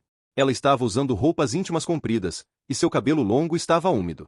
O olhar dele vagou pelo teto. Havia tiras de cogumelos secos, tranças de cebola, alho e pimentas, e vários maços de ervas pendurados ali. Era um cheiro de floresta e de comida deliciosa. Costumava ser exatamente assim na casa de sua mãe. Só que este não era o quarto de Sasha. E ele não deveria estar aqui, especialmente com Ekaterina. Ele levantou a coberta e olhou para si mesmo. Felizmente, estava vestido, mesmo que apenas de cueca. Então provavelmente nada tinha acontecido. Ou tinha. Bom dia, Katia, ele replicou. Levante-se e brilhe. O sol infiltrava pelas janelas abertas.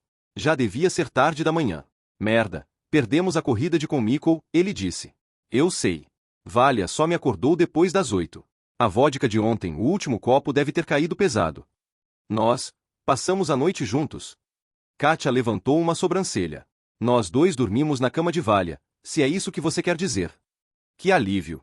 O álcool por vezes mostrava alguma utilidade. Mas agora você precisa se preparar, Alexander. Temos que subir em um foguete hoje. Você tem que subir em um foguete. Eu não vou colocar um pé naquela escada. Ele pensou, afastou as cobertas e se sentou.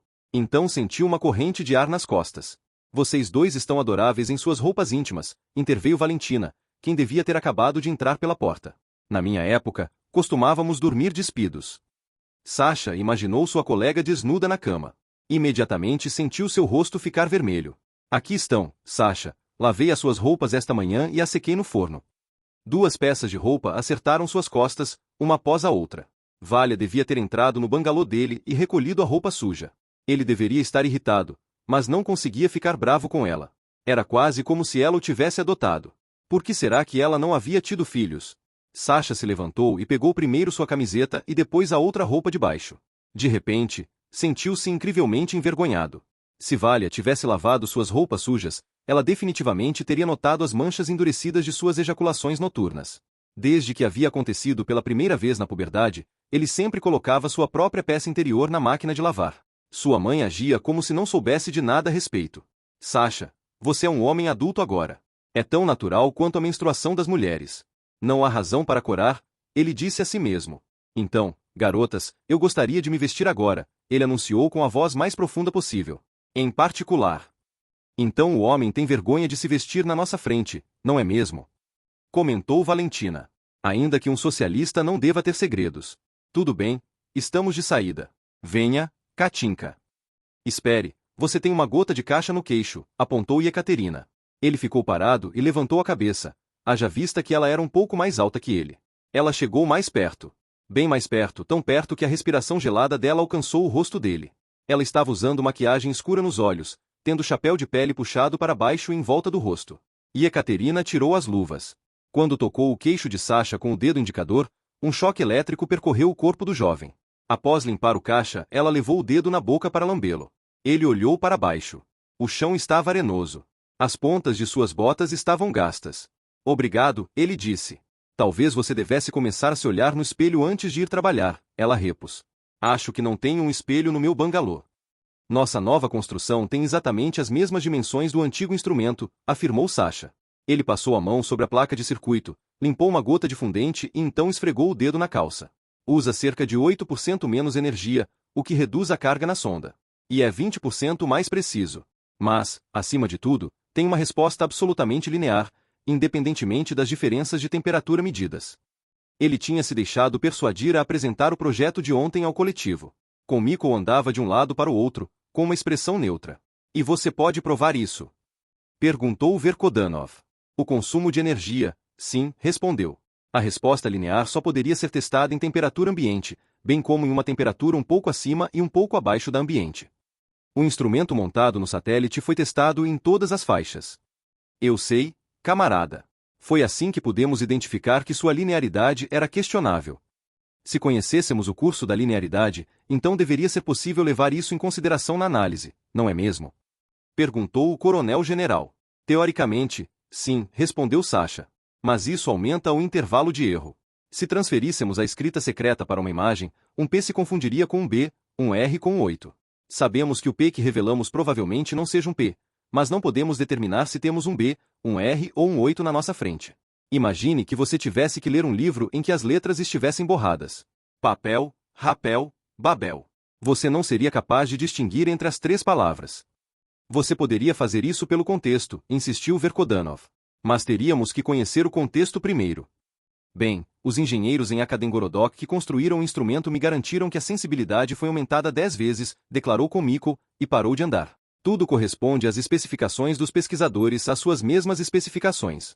E agora você vem até mim e diz que foi tudo em vão, que precisamos de outra coisa. Já temos outra coisa, disse Ekaterina. Camarada Andreeva, você usou os recursos do povo, sem permissão, para reconstruir um instrumento que já temos. Isso pode ser visto como sabotagem. Mas falaremos sobre isso mais tarde. Nós consertamos o instrumento de medição, e Ekaterina o corrigiu. Sasha sentiu medo por ela. Katia deveria recuar, e com Mikko estava indo em uma direção perigosa. Sasha pensou que o militar provavelmente teria coragem de sacrificar sua própria filha, como havia feito o herói Korchagin em Como o Aço Foi Temperado, ou How the Steel Was Tempered. Você dificilmente se tornaria um coronel-general de outra forma. Como eu disse, falaremos sobre isso mais tarde. Eu entendi corretamente que vocês estão querendo trocar o instrumento de medição na sonda. Correto, replicou Sasha. Nós demos uma olhada no projeto do foguete Molnia. É possível, mesmo retrospectivamente. O foguete já foi abastecido. Se seguirmos os regulamentos, primeiro teremos que esvaziar o tanque antes que vocês possam acessar o equipamento de lançamento. Se algo der errado, a nave poderá explodir. Estamos dispostos a correr esse risco, afirmou Ekaterina. Se tiver que explodir, que exploda. Eu não posso permitir isso. Não tem a ver somente com vocês. O caso é que estariam colocando toda a missão em risco. Todos no espaçoporto saberiam que vocês estariam subindo em um foguete abastecido. E se algo desse errado, seria minha responsabilidade. Ah, o coronel-general agora estava temendo por sua própria posição. Isso tornava as coisas difíceis. E se fizéssemos isso de uma forma que ninguém percebesse? Com Mikko se virou para encarar Ekaterina. Logo ele a golpearia ou a arrastaria para fora pela orelha. Mas, não. Ele soltou uma gargalhada. Sasha se relaxou. A ideia de Katia era tão louca que o general nem tinha levado a sério. Nesse caso, nunca tivemos essa conversa, repôs com Mikko. Ninguém aqui sabe nada sobre seus planos. Ele estava levando a ideia dela a sério. Obviamente o homem conhecia Ekaterina bem o suficiente. Mas se forem pegos fazendo o que quer que estejam planejando fazer, é por sua conta, só para deixar claro. Se eu soubesse de alguma coisa sobre isso, eu proibiria estritamente, complementou o general. Sasha respirou fundo. Katia queria subir no foguete em segredo e trocar os instrumentos. Ela não podia estar falando sério ou estava. O coronel-general parecia acreditar nela. Agora Sasha pensando no que havia se metido. Com sorte, ela não pediria para ele acompanhá-la. Porque ele se conhecia muito bem. Se ela pedisse, ele não seria capaz de dizer não. Você é o melhor, disse Ekaterina. Ela o abraçou e o puxou para perto. Então lhe deu um beijo na boca. Sasha se sentiu no céu. Mas não estava certo. Ele se afastou. Ela era sua meia-irmã. Você está certo. Primeiro o trabalho, depois o prazer. Ela entendeu mal o gesto dele. Como será que ele deveria dizer a ela? Por outro lado, ele estava feliz. Realmente queria estar com ela. Mas não podia. A vida era tão complicada, e não seria menos complicada se ele ignorasse sua vida amorosa. Afinal, eles estavam planejando invadir um espaçoporto, subir em um foguete abastecido para decolagem e manipular a sonda acoplada ao veículo. Esse era o tipo de coisa que você esperaria de agentes imperialistas. Exceto pelo fato de que eles tinham algumas vantagens. Não precisariam romper o perímetro externo. Tinham permissão para estarem onde estavam agora. Bom, mas ainda havia o cordão interno. Para chegar perto do foguete, você precisaria de uma permissão especial, a qual eles não tinham e nunca teriam. Assim, precisariam agir sob o manto da escuridão e só poderiam torcer para que ninguém os pegasse. Você está com o Relic? Ele perguntou. E Ekaterina se abaixou e levantou o instrumento de medição com as duas mãos. Sua proteção de transporte em forma de cesta o fazia parecer um grande bolo. Estava sobre uma base redonda do mesmo tamanho do próprio instrumento. Eles só precisariam se desfazer dos 15 parafusos que o prendiam, substituí-lo pelo que haviam construído e conectar alguns cabos. 15 minutos sem perturbação deveriam ser o suficiente. Era pouco depois da meia-noite. O local de lançamento ficava a cerca de 6 quilômetros de distância, então eles precisariam de um pouco mais de uma hora. Deliberadamente, partiram em um horário que significava que a lua já teria se posto no momento em que chegassem ao foguete. E Ekaterina inclinou o instrumento Relic para cima. Pronto. Ele assentiu. Posso carregá-lo para você? Ele se ofereceu. É gentil da sua parte, mas estamos caminhando há apenas 15 minutos. Íamos trocar no meio do caminho. Só perguntando. Beleza. Você está bem. Estou apavorado. Sasha, isso é bom. Quero dizer, que você possa admitir. Você é um homem incomum. Essa era uma maneira de amenizar. Ele era mesmo um covarde, e isso era um fato. Ele deveria ter dispensado as ceroulas. Quanto mais perto chegavam da área restrita, mais ele suava. E estavam curtindo uns 15 graus negativos. Como seria quando subissem na torre de lançamento? Eram cerca de 35 metros, quantos degraus de escada seriam? E Ekaterina tinha se oferecido ontem para tentar sozinha. Ele deveria ter concordado. Mas como a moça poderia segurar a base na sonda e apertar os parafusos ao mesmo tempo? O instrumento Relic estava na polpa de Prognoss 9B, voltado para baixo. PSHH. E Ekaterina colocou os óculos de visão noturna que Valentina havia adquirido para eles. Em seguida, apontou em 3 direções, uma após a outra. Devia ser onde as patrulhas se encontravam. Cada uma delas consistia em 2 homens, mas não estavam equipadas com dispositivos de visão noturna. E ninguém aqui esperava intrusos, visto que o perímetro externo era suficiente para evitar tal afronta. Isso significava que esses soldados poderiam cumprir suas tarefas de forma mais relaxada. A colega deu um tapinha no ombro dele e então partiu na frente, abaixando-se, como haviam planejado. Ele seguia os passos dela, só para garantir, caso houvesse minas dentro da área restrita. Mas isso era bem improvável. Chegaram à barreira antitanque que consistia em velhos vagões dormitório de ferrovia e arame farpado. E Ekaterina apontou para o chão e deixou um instrumento de medição. Então ele retirou sua grossa jaqueta de estepe e a colocou sobre a barreira. E Ekaterina colocou sua própria jaqueta em cima da jaqueta de Sasha. Ele pegou o instrumento novamente e os dois escalaram cautelosamente a barreira. Quando chegaram ao outro lado, ele deixou o instrumento Relic no chão e pescou sua jaqueta. Não conseguiu, a roupa ficou presa. E Ekaterina teve mais sucesso com a dela. Nós trocaremos depois, antes que você se congele, ela sussurrou. Ele não tinha medo do frio. Mas o que aconteceria se alguém visse a jaqueta posicionada ali? E Ekaterina examinou a área com os óculos de visão noturna. Em um instante, acenou para ele. O próximo obstáculo era uma cerca. Tinha cerca de 2 metros de altura. Ele conseguiria superar a coisa, se ao menos não tivesse placas com símbolos de relâmpagos. Não se preocupe, continuou sussurrando Ekaterina. Está desligado. Ela agarrou o fio com a mão nua. Sasha quase teve um ataque cardíaco. Apenas efeito dissuasivo, ela disse. Agora, Ekaterina voltou a retirar a jaqueta e a colocou sobre o arame farpado no topo da cerca. Sasha subiu primeiro. Ela passou o instrumento para ele por cima da cerca, então seguiu. Ali. Ela apontou. O horizonte estava lentamente ficando cinza. E o andaime de lançamento se destacava contra esse mesmo horizonte como se fosse uma silhueta preta. O foguete parecia precisar de um encosto. Eles teriam que se apressar. Correram em volta de algumas pequenas barracas. E Ekaterina havia dito que não havia guardas patrulhando aqui à noite. Na pior das hipóteses, encontrariam alguns engenheiros cansados fazendo hora extra. Mas muito depois da meia-noite o risco seria baixo. A torre de lançamento era enorme. Em comparação, o Moon AM era um pequeno foguete. Erguia-se na frente deles como uma igreja moderna, preparada para brilhar intensamente quando estivesse pronta. Esta igreja não esperaria que um deus descesse à terra e subisse ao púlpito. Esta estrutura ostentosa se levantaria ao amanhecer. O socialismo já havia afugentado seu deus do céu com Sputnik. Um alarme soou e uma luz piscante lançou seu feixe vermelho pela área. Teriam sido descobertos. Eles se congelariam em um gulag siberiano. O coronel-general não seria capaz de fazer nada para ajudá-los. E ele nem iria querer, pois não ousaria colocar a própria carreira em risco. Sasha apenas permaneceu imóvel no local. Não havia sentido em tentar se esconder. Mas Ekaterina o puxou para trás de uma barraca. Ruídos de motor diziam a eles que um caminhão se aproximava. As sombras próximas às paredes eram impenetráveis. O veículo passou ao lado e parou dentro da linha de visão dos dois invasores, a cerca de 50 metros do foguete. Pelo menos a patrulha não parecia estar ali por causa da dupla.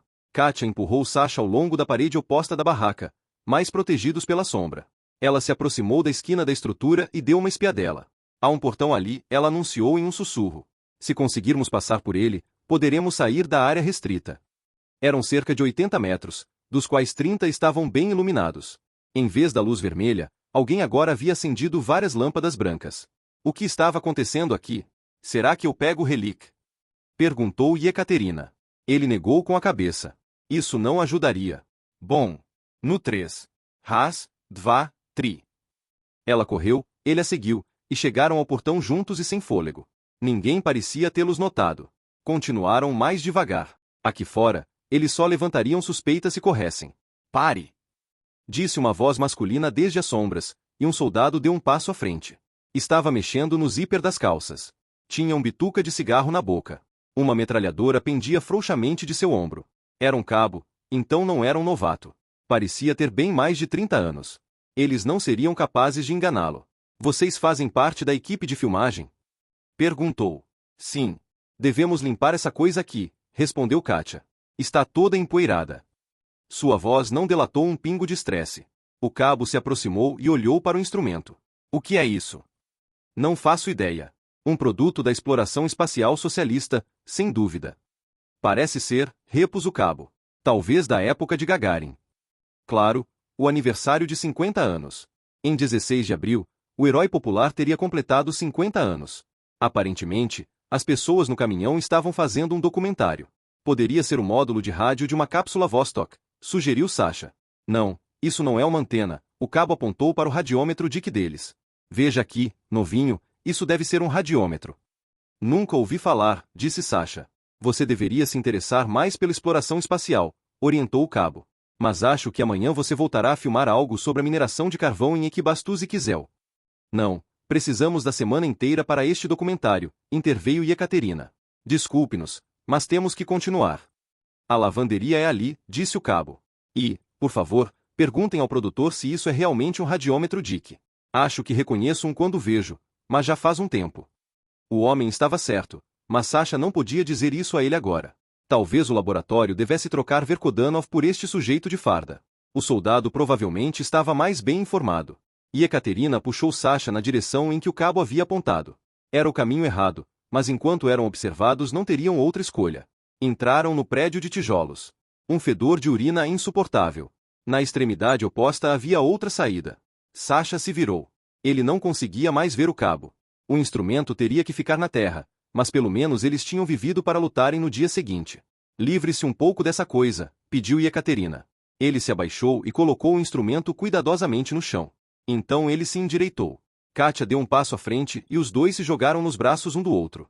O cabelo de Ekaterina cheirava muito bem. Os lábios da moça fizeram cócegas na orelha do rapaz. Suas bocas se encontraram.